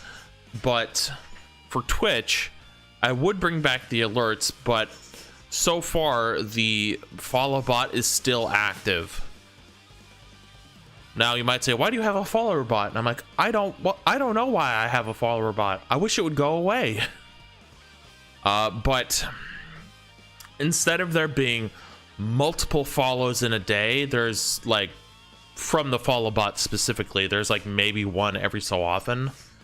So I'm still going to contact Twitch again. I'm like, hey, still dealing with these follow bots. I don't know how I can deal with it. I don't know what I'm supposed to do, that is. Just letting them know that it's still around. And when it stops being suspicious, then I will bring back the alerts. Because I don't want to bring attention. I'm already bringing attention to it, but you know, I apologize if somebody say raids me or whatever and it doesn't go off. Yeah.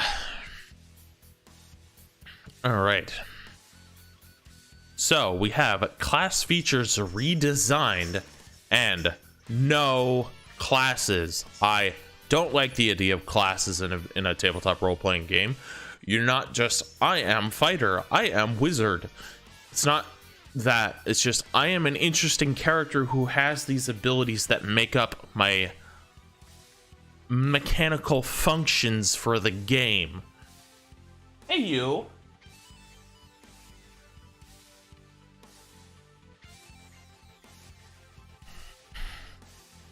So, just like with racial traits, every character begins with 5. Now, why would say, why did they get 5? Like, that's like level whatever. I'll say, because typically what I've seen and how I run it is if I'm using traditional D&D 5e rules, I will not run at level 1. I will run at level 3. And some around the average / most that some classes get by the time they get to either level 3 with their archetype, or they already have their archetype, but by the time they get up to the same level as everyone else when they get their archetype, that they have around 4 to 6 features based on the class. So I decided to go with 5 since it kind of goes right up there with 5 racial traits. and see the level up system to gain feature points. So basically, to go with classes, there are no levels. I know, no classes, no level ups in a role-playing game. Yes, no level ups, no classes. Basically, you actually have the way I'm going to use the level up system, which I still have to develop, so keep that in mind. Is instead of, oh, I get arbitrary number of points because I killed monsters. So, oh, I leveled up, I get a thing. It's, oh, I actually did a thing that's worthy of gaining a feature point from the Dungeon Master, or in another case, that I'm also going to integrate into the level up system so that it works with just granted feature points because the DM said so, which is the traditional milestone way, although maybe not exactly, but, you know, well, it's more or less a milestone, is when you complete encounters, which may not always be combat, when you complete an encounter, you get a milestone, yes, experience point, but it's not an experience point, it's a milestone experience point. And depending on the difficulty of the encounter, depends on how many milestone experience points you get. So, and this is not my original idea, although I'm altering it to see how I fit. I forget the name of the YouTuber who came up with this system, but I'm sure I'll find out. But essentially, they came up with the idea of, if you're using milestone but don't want to use regular experience points, but you like both systems, I'm gonna switch from Windows Media Player back to OBS here. So we're gonna go to do this. There we go.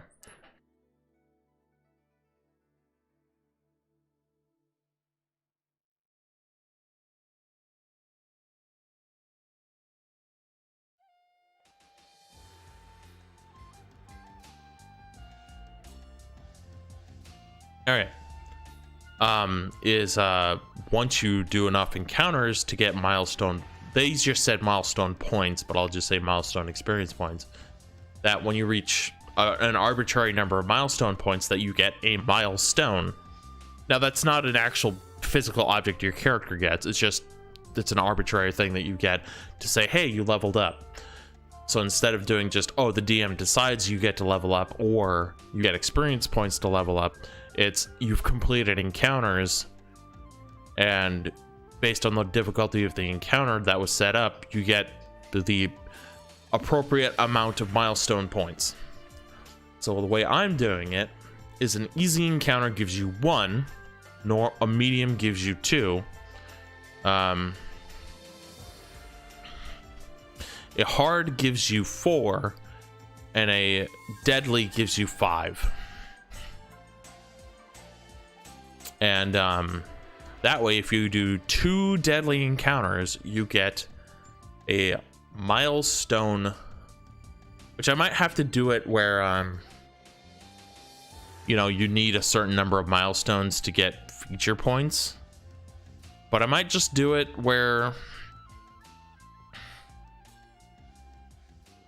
I have to think of that.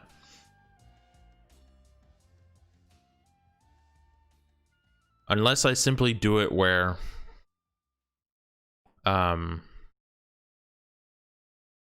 well, I could do it where it's 1, 2, 3, 4. So by the time you do 2 deadly encounters, you still don't have enough feature milestone experience points in order to get a milestone. You simply need to do another, either 2 more easy encounters or a medium encounter. So you have and based on my own experience in playing and running 5th edition, is most parties don't get through 6 to 8 combat encounters throughout the day, considering they need to be anywhere from medium to hard. It's like we don't have the time in a normal 4-hour session to do 6 to 8 encounters. Now, it doesn't always have to be combat, but it's more or less portrayed as such. And we don't have that time as players to sit through 6 to 8 combat encounters. or less if it's deadly, or more if it's easy. And it just doesn't seem natural to be like, oh, I'm walking down the road through 8 hours of travel, and combat encounter, combat encounter, combat encounter, combat encounter, combat encounter. It's like, it doesn't really make a whole lot of sense. Just not at all. Like, man, these roads are really, really dangerous. Now, you might say that the combat encounter for random encounters would be a lot less if you're on the roads and more if you're in the wilderness. And that's where the rules start to fall apart for 5th edition again. But I'm going to have to do the level up system for at least difficulty-based encounters, where easy is 1 and up to deadly is 4. And when you reach a milestone, that milestone is used to get feature points. And a feature point can be spent on things, not just features. You can spend them on proficiencies, you know, well, I guess learning a spell would be a feature. Yeah,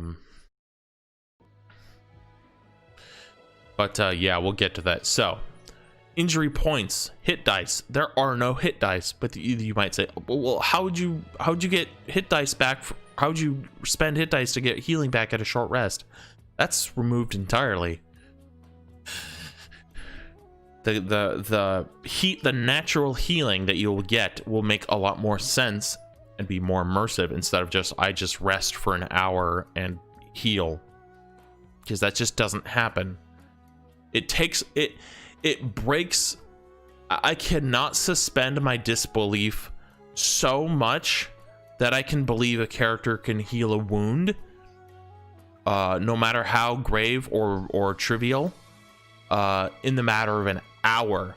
I can paper cut myself and it won't heal up for 2 days. Even if I'm being generous with that amount of time, you know. I cannot suspend my disbelief when something is so extremely unbelievable. And that's where realism comes into play. It doesn't need to be realistic. It just needs to be believable. Where how I'm going to handle resting is you can use magic, natural healing methods, or I should say traditional healing methods, and natural healing to heal your injury points. And magical healing, I'm actually going to be really generous on, so that magical healing is actually fucking outstanding because it's magic. Traditional healing systems will work a little more immersively, and natural healing is slow. You get one and only one injury point after a rest. So if you we'll say 14 injury points, and you take 7 damage, so you're essentially at half health. But then you're done with the encounter and you need to go back to town to rest and heal, but the avenue of magic is not there, and traditional healing methods are not available to you for whatever reason, so you must rest to heal. It will take you a week to heal from that, which in real life it would take much, much, much longer, but a week is a little more believable than an hour.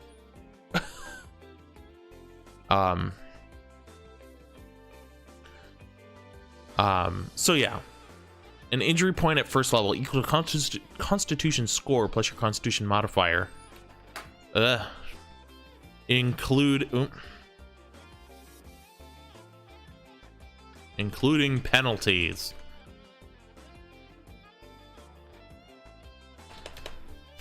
Injury points at higher levels whenever no comma there. Whenever Constitution modifier increases, whenever your Constitution modifier increases, when a hit point maximum would normally be increased, or with magic items or spells.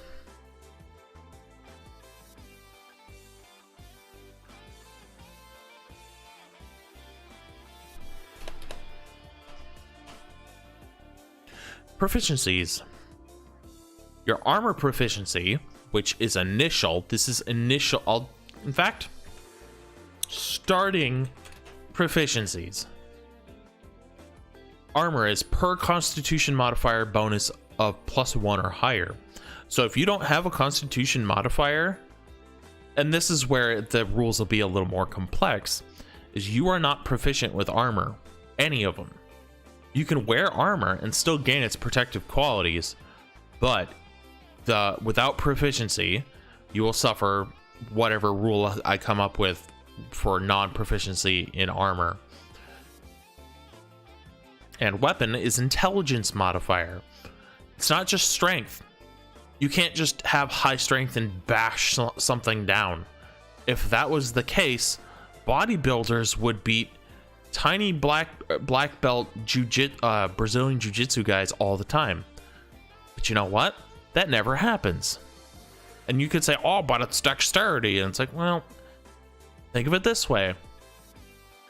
A bodybuilder with a modicum of knowledge in fighting, like a very small amount, would probably beat a first-time Brazilian jiu-jitsu guy on his like first session of training. So it's not just the physical stats. Like, you actually need to know, yes, knowledge is power. You actually need to know how to use a weapon in order to use it effectively. And to kind of just for the sake of variety, tools are based off of how many proficiencies and tools you get are based on your wisdom modifier, which if you have a wisdom modifier of 0 or lower, you just don't get any. Same with any of these for any ability score they are part of. Note, armor, weapon, and tool proficiencies are cumulative and must be chosen. Increases to ability modifiers allow for additional proficiency learning.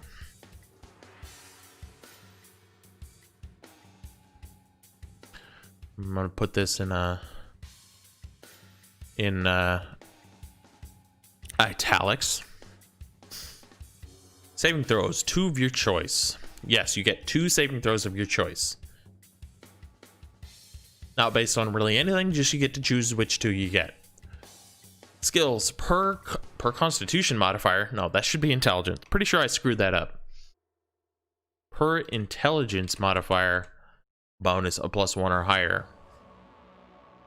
And just on a little bit of a diatribe here, without really getting too into it, because we'll get to that when we actually get to skills, is a player.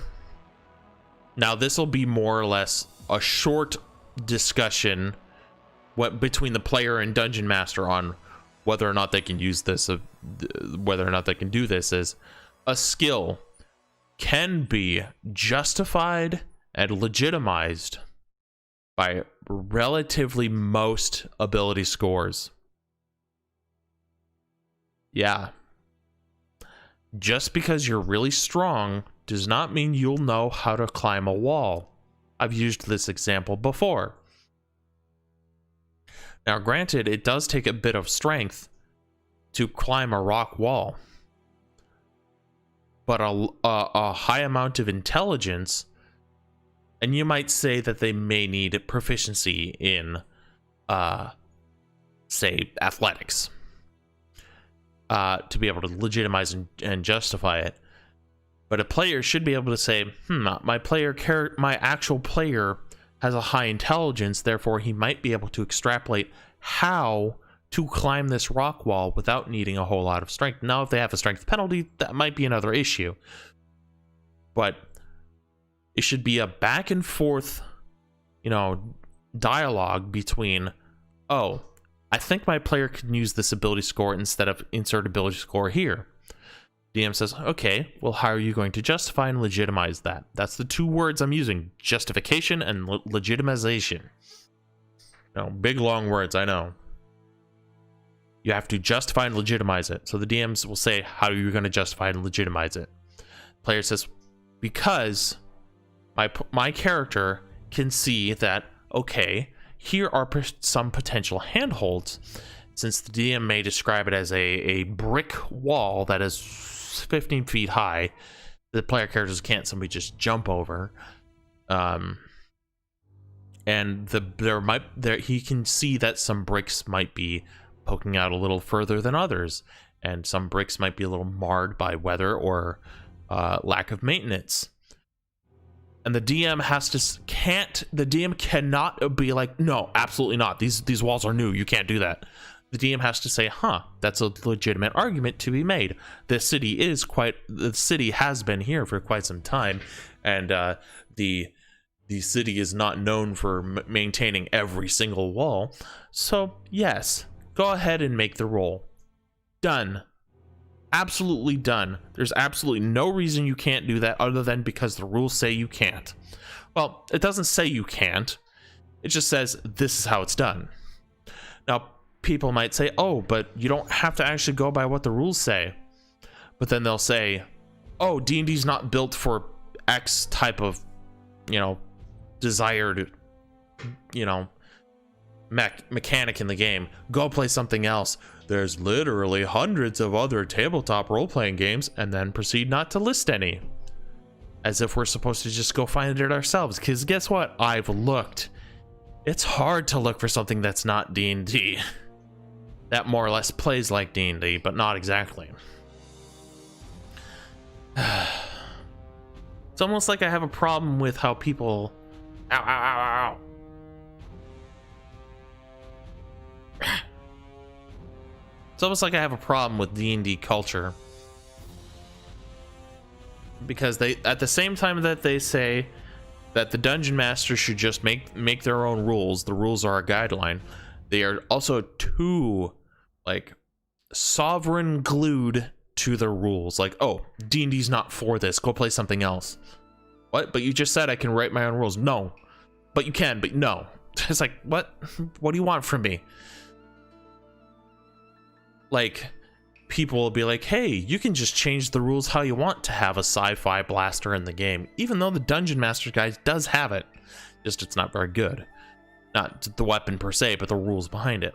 But then they'll go and say, oh, D&D's not for sci-fi. Go play Star Wars. But I don't want it to be set in the Star Wars universe. Too bad, D&D's not for that. It's like, what is it? Is it that we can make the rules what we want, or is it specifically for a type of setting and genre? I don't understand sometimes. Maybe I'm just stupid. All right.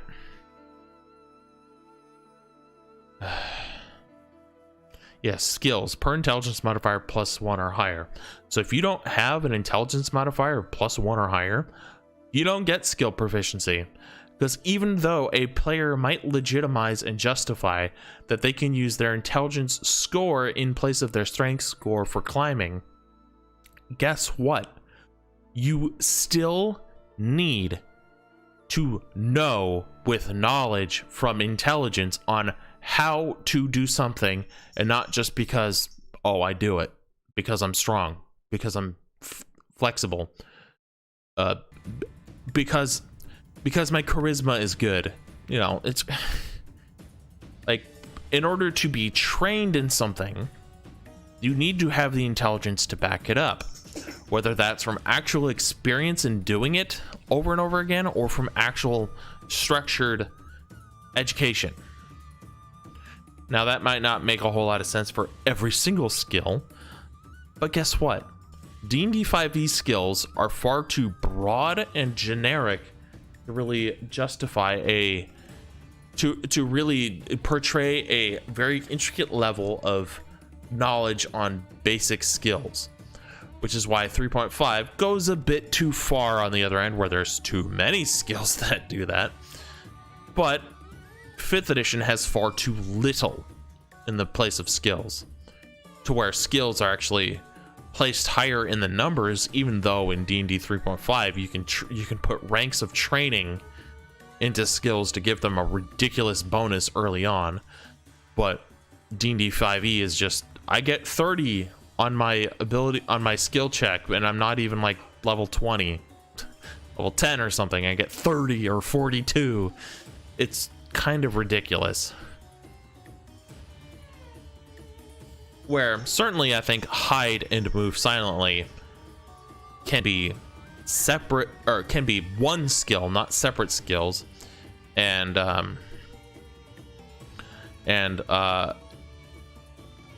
search, spot, and listen can be just perception. But athletics does not always cover every single little thing of athleticism.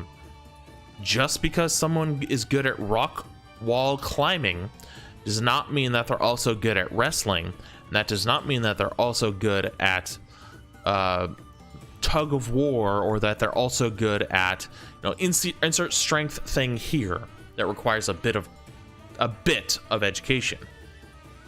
Just because you're good at one thing doesn't mean you're good at the other. This is why I think skills are far too broad and generic in 5th edition. One of the other many problems that I'm hoping to rectify. It always seems like I have to wipe the dirty diaper of several companies' failures. Having said that, I fucking love Wizards of the Coast. Just goddamn, 5th edition is a mess. Oh, I put 3. Let me re-put that to 5. Each character gets 5 feature. When their characters reach a milestone, they gain 1 feature point.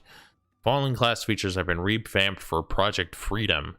And yes, it's called Freedom because I hope to give players choice, the freedom of choice when designing their character. So we have Rage. In battle, you fight with Primal Ferocity. On your turn, you can enter a rage as a bonus action. While raging, you gain the following benefits if you aren't wearing heavy armor. You have advantage on strength checks and strength saving throws. When you make a melee weapon attack using strength, you gain a +2 bonus to damage. You can spend a feature point to increase this damage to a +3 and again to a +4. Your injury point maximum is increased by an amount equal to 1.5 times your normal injury point maximum. Yes, you'll actually be expected to do math. Your current injury points are increased by an equal amount.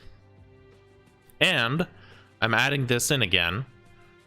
You ignore the effects of system shock while raging. System shock is a variant rule, so that if you say take a shitload of damage, you actually get a system shock. Like, oh no, I actually fall unconscious even though I'm not at 0 hit points. And you roll it, and you don't always roll a dice because the DM can just choose. But it's better to roll dice so the DM isn't just gonna fuck the player, like, oh, you're unconscious, or oh, you got an injury, your arm is lopped off. Which, even though I seem to be more one of a hardcore, more complex rules person, I don't enjoy dismembering players. And if dismembering is going to be a thing for player characters, it needs to be used sparingly. Not a whole lot. And certainly not before the regeneration spell is available to the party.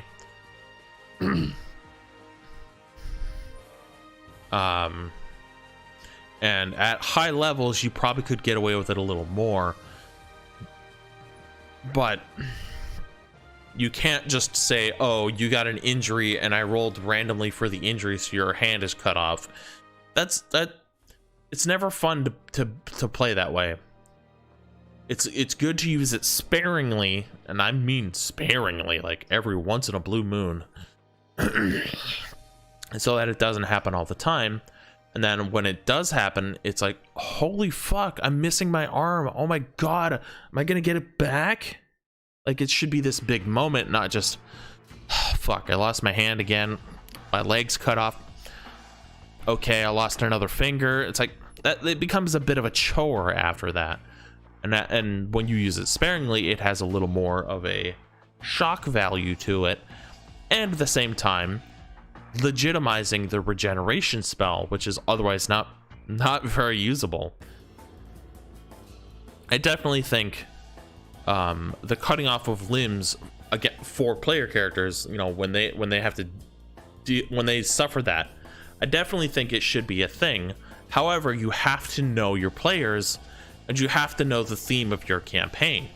If your theme of your campaign is a little more lighthearted, or if your player characters don't really enjoy the idea of, you know, a super hardcore game, then don't use it at all. Don't have to.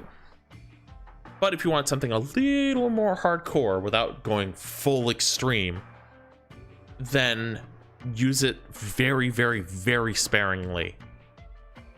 Which, you know, makes the players have to go, fuck, we have to go find a healer who can cast regeneration on our friend because he uses a two-handed weapon and he's not proficient in any other weapon, so we have to get him a like, it becomes important, not it's a chore, and not it never happens. But like I said, you have to know your players and the theme of your campaign. You can't just say, oh, the lighthearted comedy campaign where the player characters want to just be strong OP characters, and that's fine too. Like having someone cut off their arm might be funny initially, but it might actually like be a drag on the player character who's missing an arm. Like, ah, fuck, you know? And it might become a problem for actual amputees who want to play the game and not be, how do I say, marginalized for it? Which is why I keep repeating myself. Use it sparingly, and don't use it when it's not wanted. Having said that, regeneration is kind of a useless spell without it. Which you can certainly do it this way. Have dismemberment, just not for the player characters, where they can't be dismembered, but enemies can be. Also, it's noon on a Saturday, so you might hear a siren. They always blow the siren at noon on a Saturday here in my town. So, if you're able to cast spells, you can't cast them or concentrate on them while raging. Your rage lasts for 1 minute. It ends early if you are knocked unconscious. When your rage ends, you gain 1 point of exhaustion.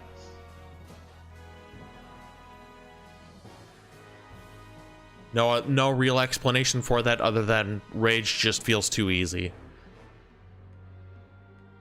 Once you've raged 2 times, you cannot rage again for 24 hours. Yes, 24 hours. Sorry, that was a bit loud. You can spend a feature point to increase the number of uses in a 24-hour period to 3, and again to 4, 5, 6, and lastly to unlimited. Toughened defense. You add double your constitution modifier to your injury points. Now you could say, well, isn't that supposed to be that you add your constitution modifier to armor class? No, because that doesn't make sense. So you instead add double your constitution modifier to your injury points.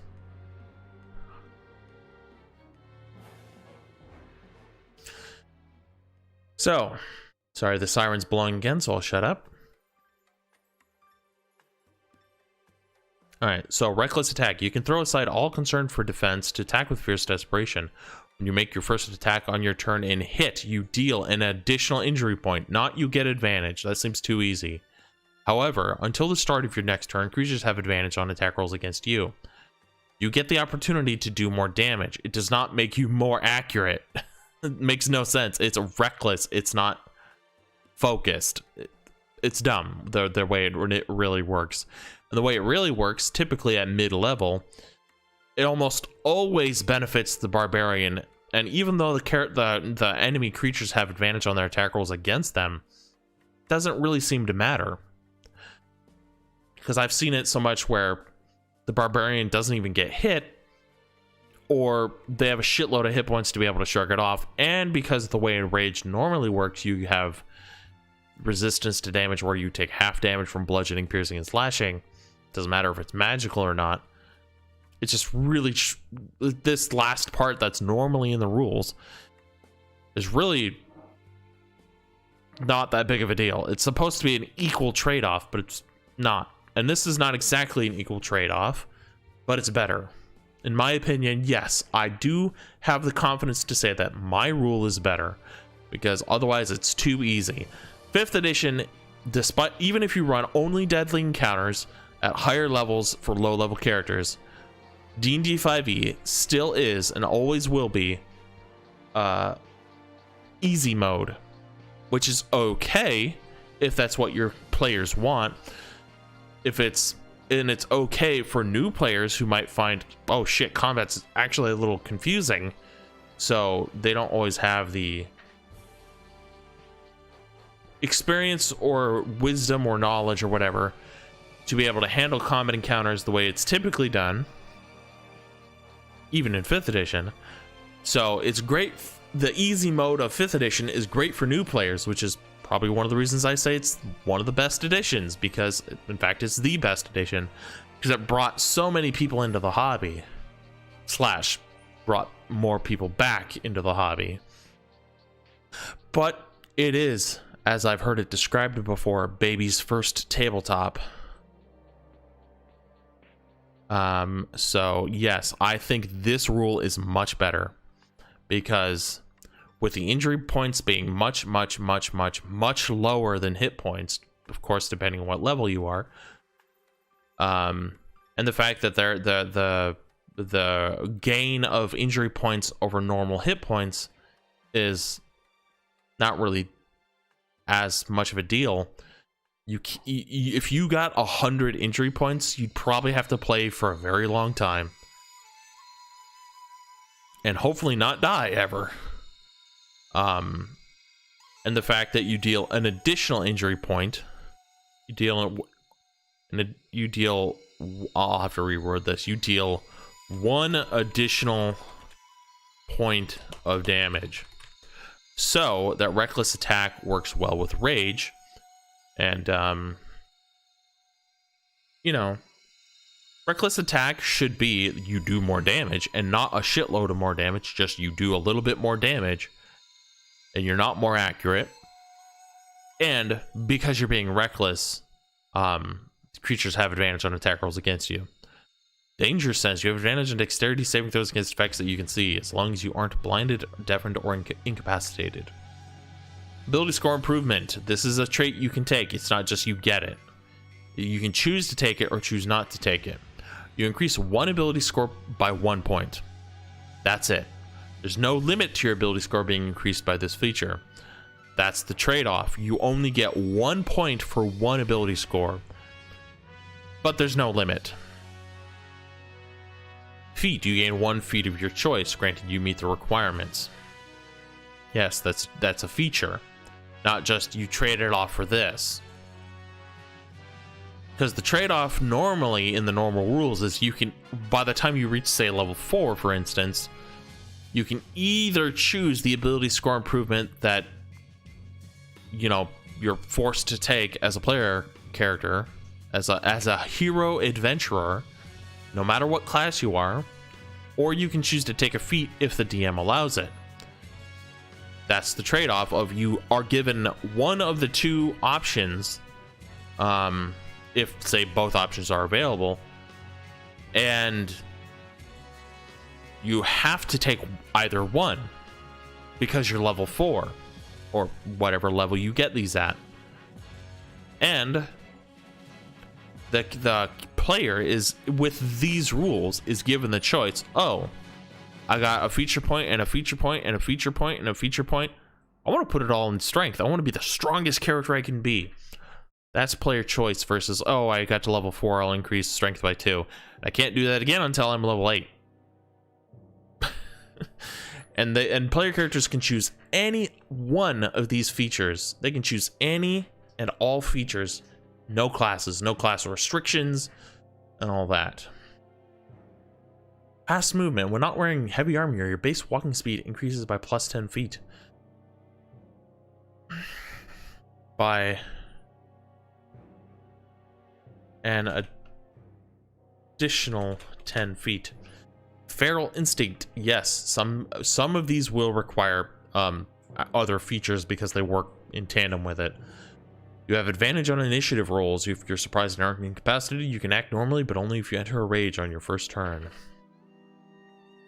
Brutal critical. When you score a critical hit, you deal an additional point of damage. You can spend a feature point to increase the additional damage. You can keep the additional damage. by +1, total 2, and again by another +1, total 3. Yes, I'm nerfing some of these abilities. Relentless Rage. If you drop to 0 injury points while you are raging and don't die outright, you can make a DC 10 Constitution saving throw. On a success, you drop to 1 injury point instead, but you gain a level of exhaustion. If you beat the DC by 5, you avoid the exhaustion. Each time after the DC increases by 5. When you finish a rest, the DC resets to 10. Persistent Rage. Rage ends only if you fall unconscious or if you choose to end it.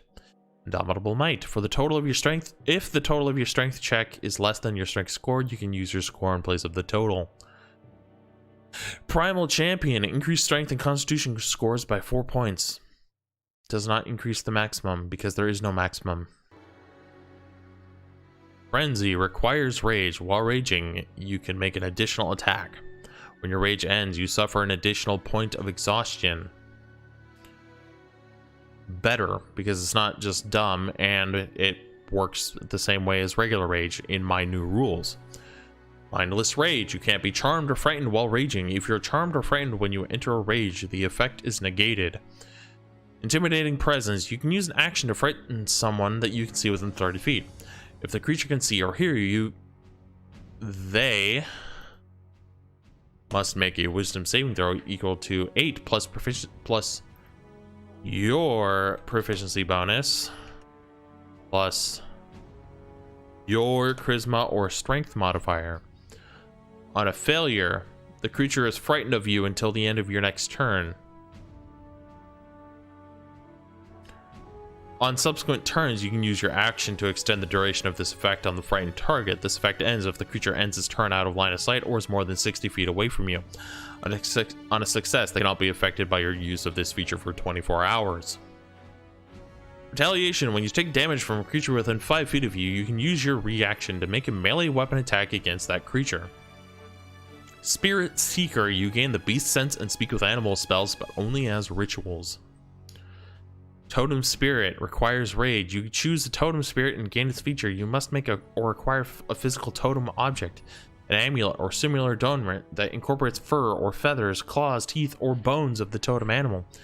At your option, you also gain minor physical attributes that are reminiscent of your totem spirit. For example, if you have a bear totem spirit, you might be unusually hairy and thick-skinned. Or if your totem is the eagles, your eyes turn bright yellow. Your totem animal might be an animal related to those listed here, but more appropriate to your homeland. For example, you could choose a hawk or vulture in place of an eagle. Bear. While raging, you ignore all damage effects except psychic damage. Yes, damage effects, not damage. So I'm going to add damage effects to damage types, not just you have resistance to all damage. Eagle. While raging and not wearing heavy armor, the other creatures have disadvantage on opportunity attacks against you, and you can use the dash action as a bonus action on your turn. While raging, friendly creatures have advantage on melee attacks against any creature within 5 feet of you that is hostile to you. Aspect of the Beast. You gain a magical benefit based on a totem animal of your choice. This has no requirement because you could just take it.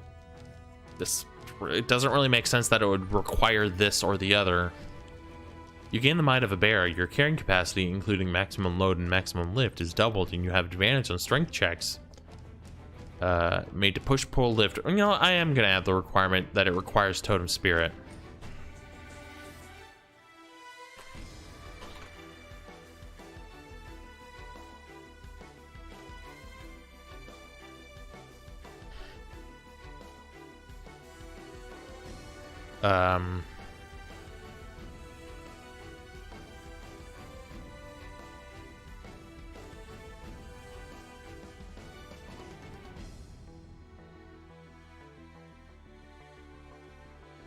Requires totem spirit, aspect of the beast, and rage. Rage.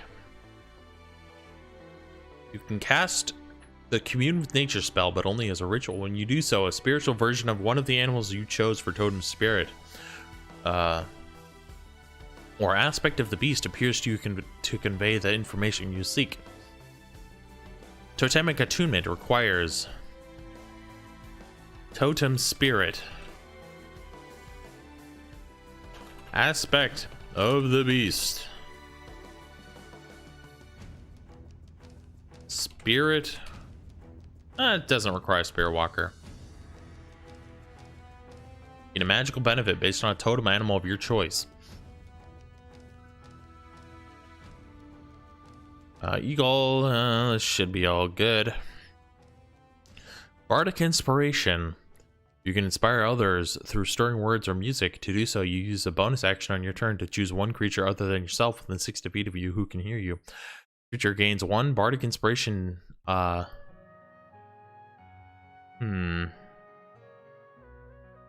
Bardic Inspiration point. Once within the next 10 minutes, the creature can spend the point and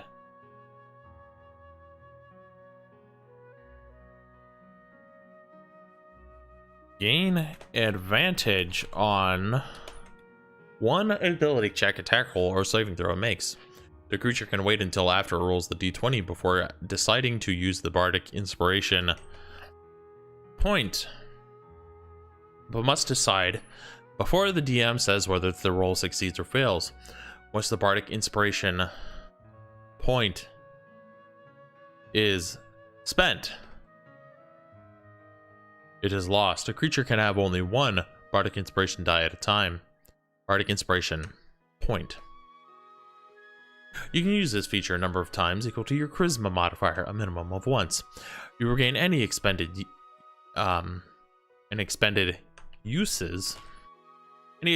points when you finish a rest. You can spend a feature point to gain an additional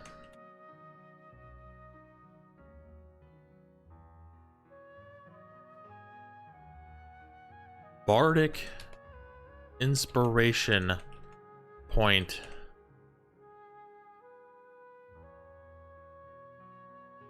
You can spend a feature point to gain an additional Bardic Inspiration point. I think that's good. Jack of all trades, you can add half your proficiency bonus run down to an ability check you make that doesn't already include your proficiency bonus. Yes, that's basically how it normally works. Song of Rest, you can use soothing music or to help revitalize your wounded allies during a rest. A rest. If you or any friendly creatures who can hear your performance regain injury points at the end of a rest, each of those creatures regains an extra 1 injury point. You can spend a feature to increase this healing to 2, and again to 3, and 2 of 4. So Song of Rest is a little infrequent, but too good as well, so I made it a little more well balanced. Choose 2 of your skill proficiencies, or 1 of your skill proficiencies and 1 of your tool proficiencies. It's doubled and all that. It's mostly working normally.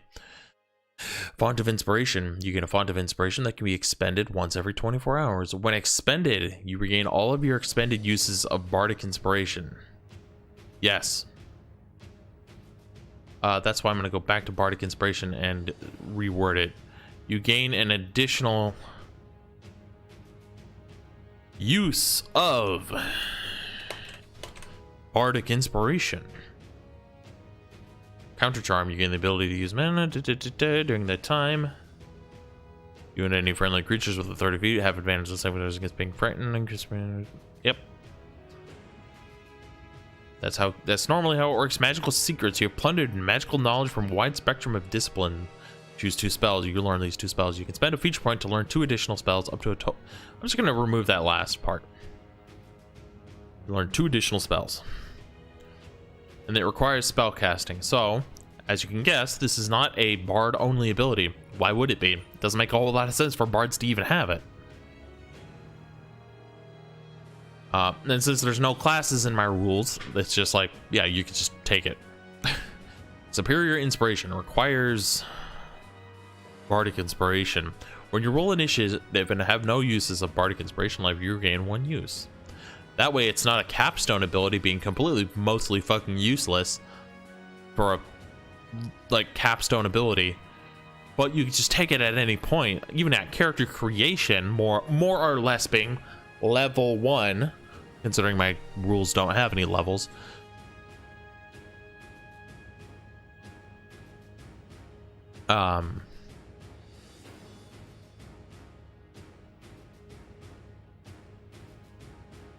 So yeah, when you roll initiative, no use of bardic inspiration a bit bad. You can provision 3 skills of your choice. So this isn't a one-time purchase. Cutting words requires bardic inspiration. You learn how to use your window. I have to re-roll this. Or damage roll. You can use your action to expend one of your uses of bardic inspiration.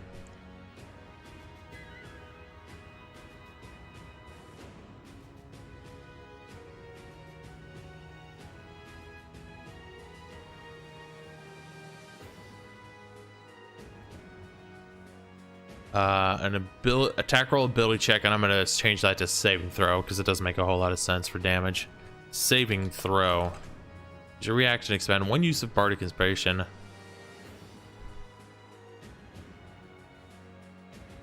Imposing disadvantage onto the creature's roll. You can choose to use this feature after this creature makes its roll, but before the DM determines whether the attack roll, ability check, or saving throw,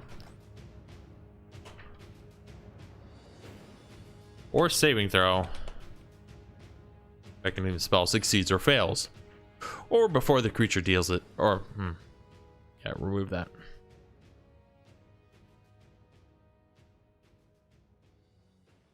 I'm good at using the mouse, aren't I? Creatures immune if you can't hear your offers immune to being charmed. Peerless skill. Make an ability check. You can expend one use of a bardic inspiration. Roll a bardic to gain advantage on the check. You choose to do so after you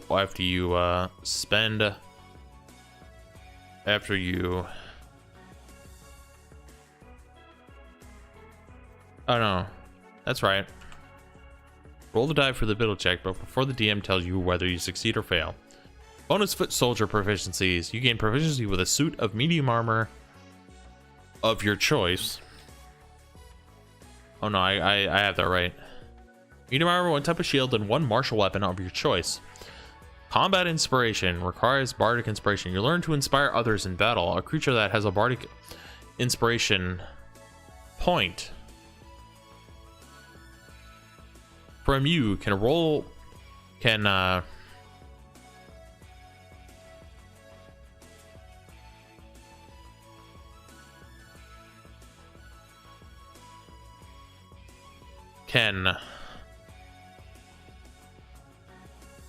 spend the point to deal an additional point of damage. Alternatively, when an attack roll is made against the creature, it can use its reaction to impose disadvantage, and making it more simple but also better. Use this reaction to impose disadvantage.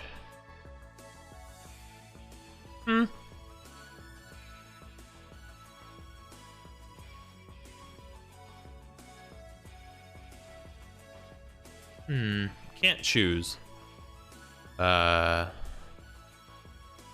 To yes, impose disadvantage on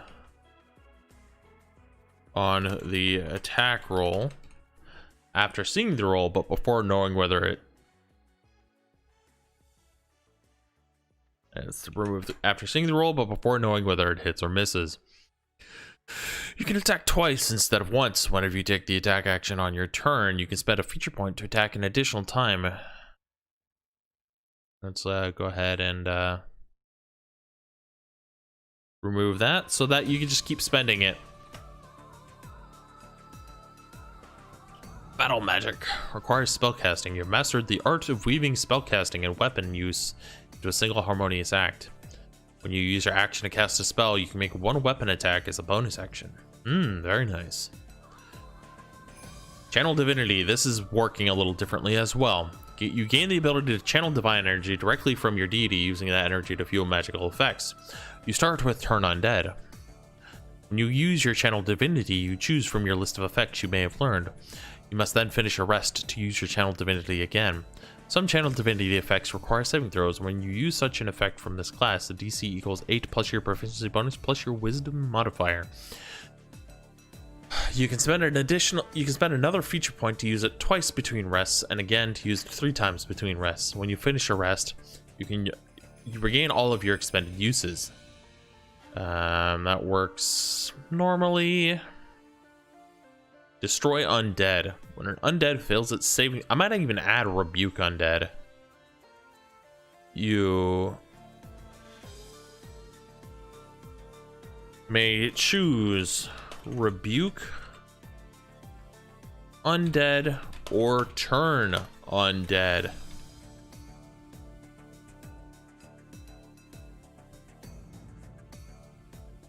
And then I'm going to add a new one. Channel Divinity. Rebuke Undead. I'm going to go back up here for a moment. You can spend a feature point to choose the other option. You can spend a feature point to choose.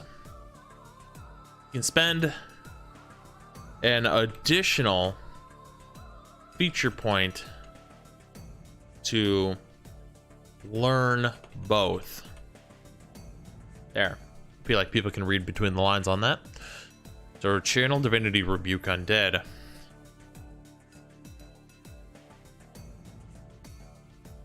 As an action. As an action, you present your holy symbol and speak a prayer, strengthening the undead. Each undead that can hear or see you within 30 feet of you, and yes, they still have to make a saving throw, must make a wisdom saving throw.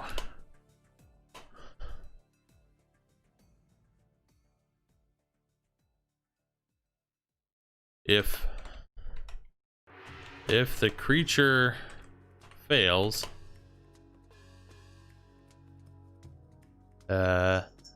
its saving throw, it is rebuked for 1 minute or until you until you deal damage to it.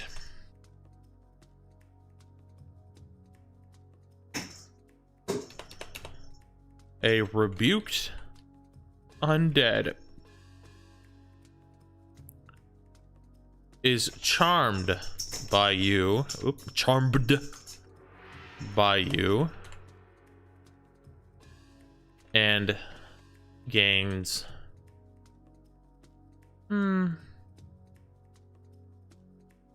No. Is charmed by you and will not attack you while it is rebuked. It does not follow commands,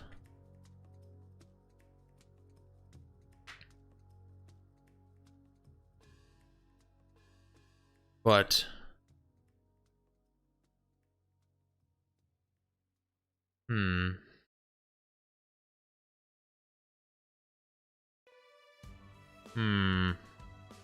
but will attack creatures hostile to you while rebuked.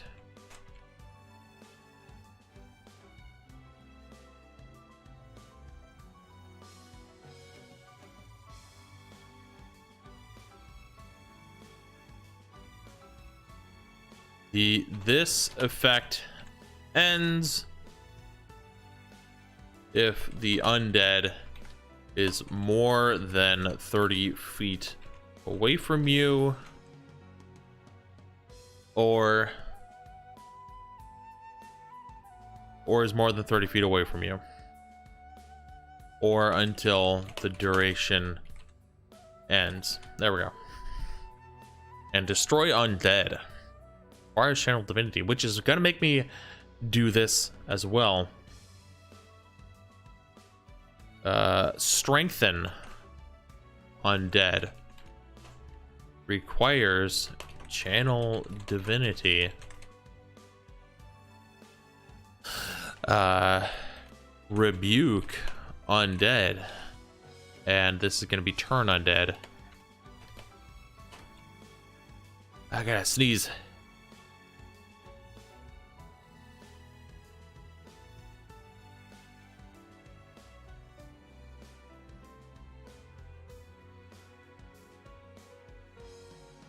Fucking hell. Yes, 2 smiley faces.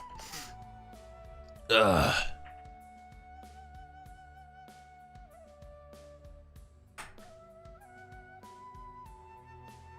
When an undead fails its saving throw against your rebuke undead feature, the creature gains 1 crit 4 temporary hit points.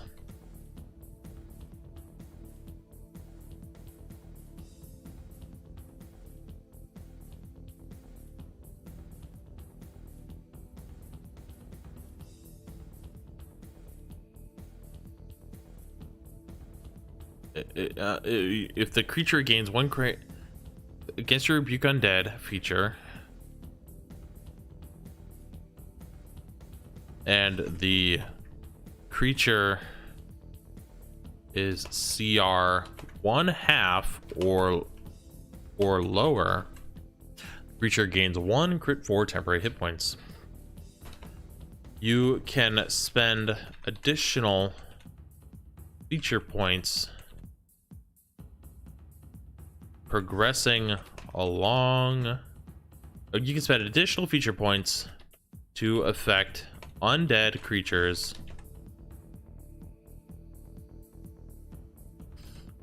of CR1 or lower, and again for CR2 or lower, CR3 or lower, and finally CR4 or lower.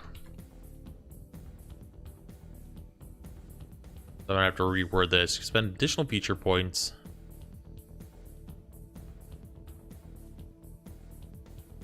oh, come on then, to affect undead creatures of CR1 or lower, and again for CR2 or lower, CR3 or lower, and finally CR4 or lower.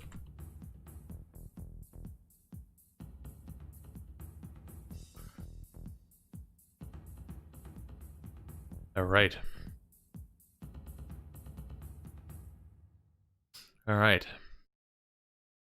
There's Rebuke Undead, as well as Strengthen Undead. Divine Intervention. You can call in your deity, and that's more or less how it works normally.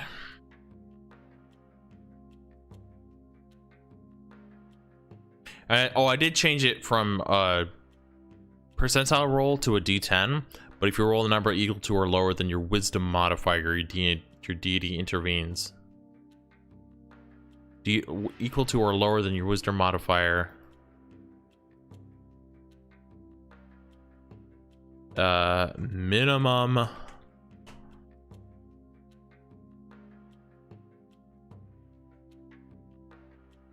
plus 1? I'll go with plus 0. No, we'll go with plus 1. Because then if you roll a 1... that doesn't make a whole lot of sense. Because a lower wisdom modifier would mean that it's easier if you rolled a lower number.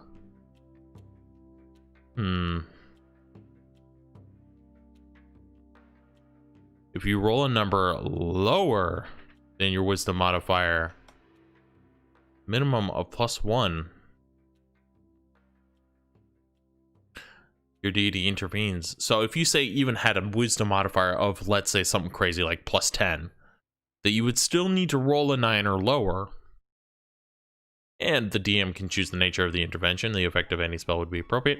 The deity intervenes. You can't use the feature again for 7 days. You can use it again after finish your rest. Spend a feature points so your call for intervention succeeds, no roll required. So this is a little bit better. It's not as number crunchy.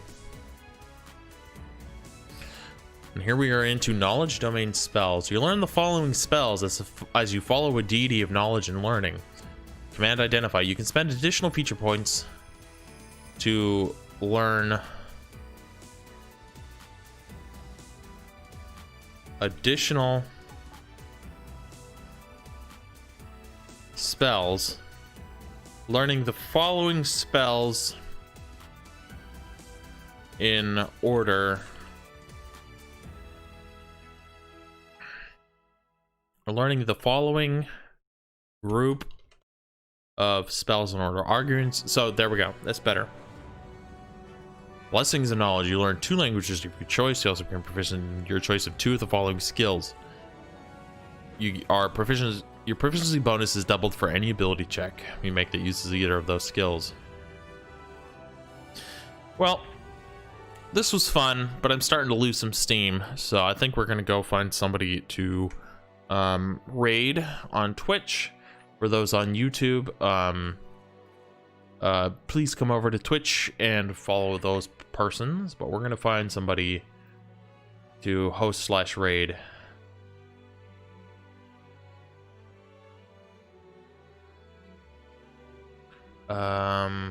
What was I gonna do? I mean, I know I'm gonna raid somebody, but what was I gonna do? Oh, that's what I was gonna do. I was gonna check something real quick.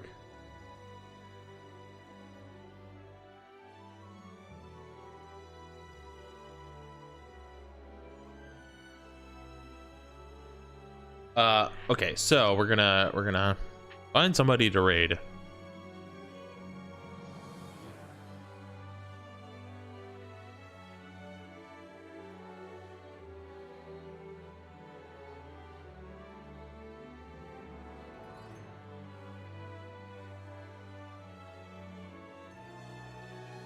I tell you what, we're gonna raid Ishe Ori.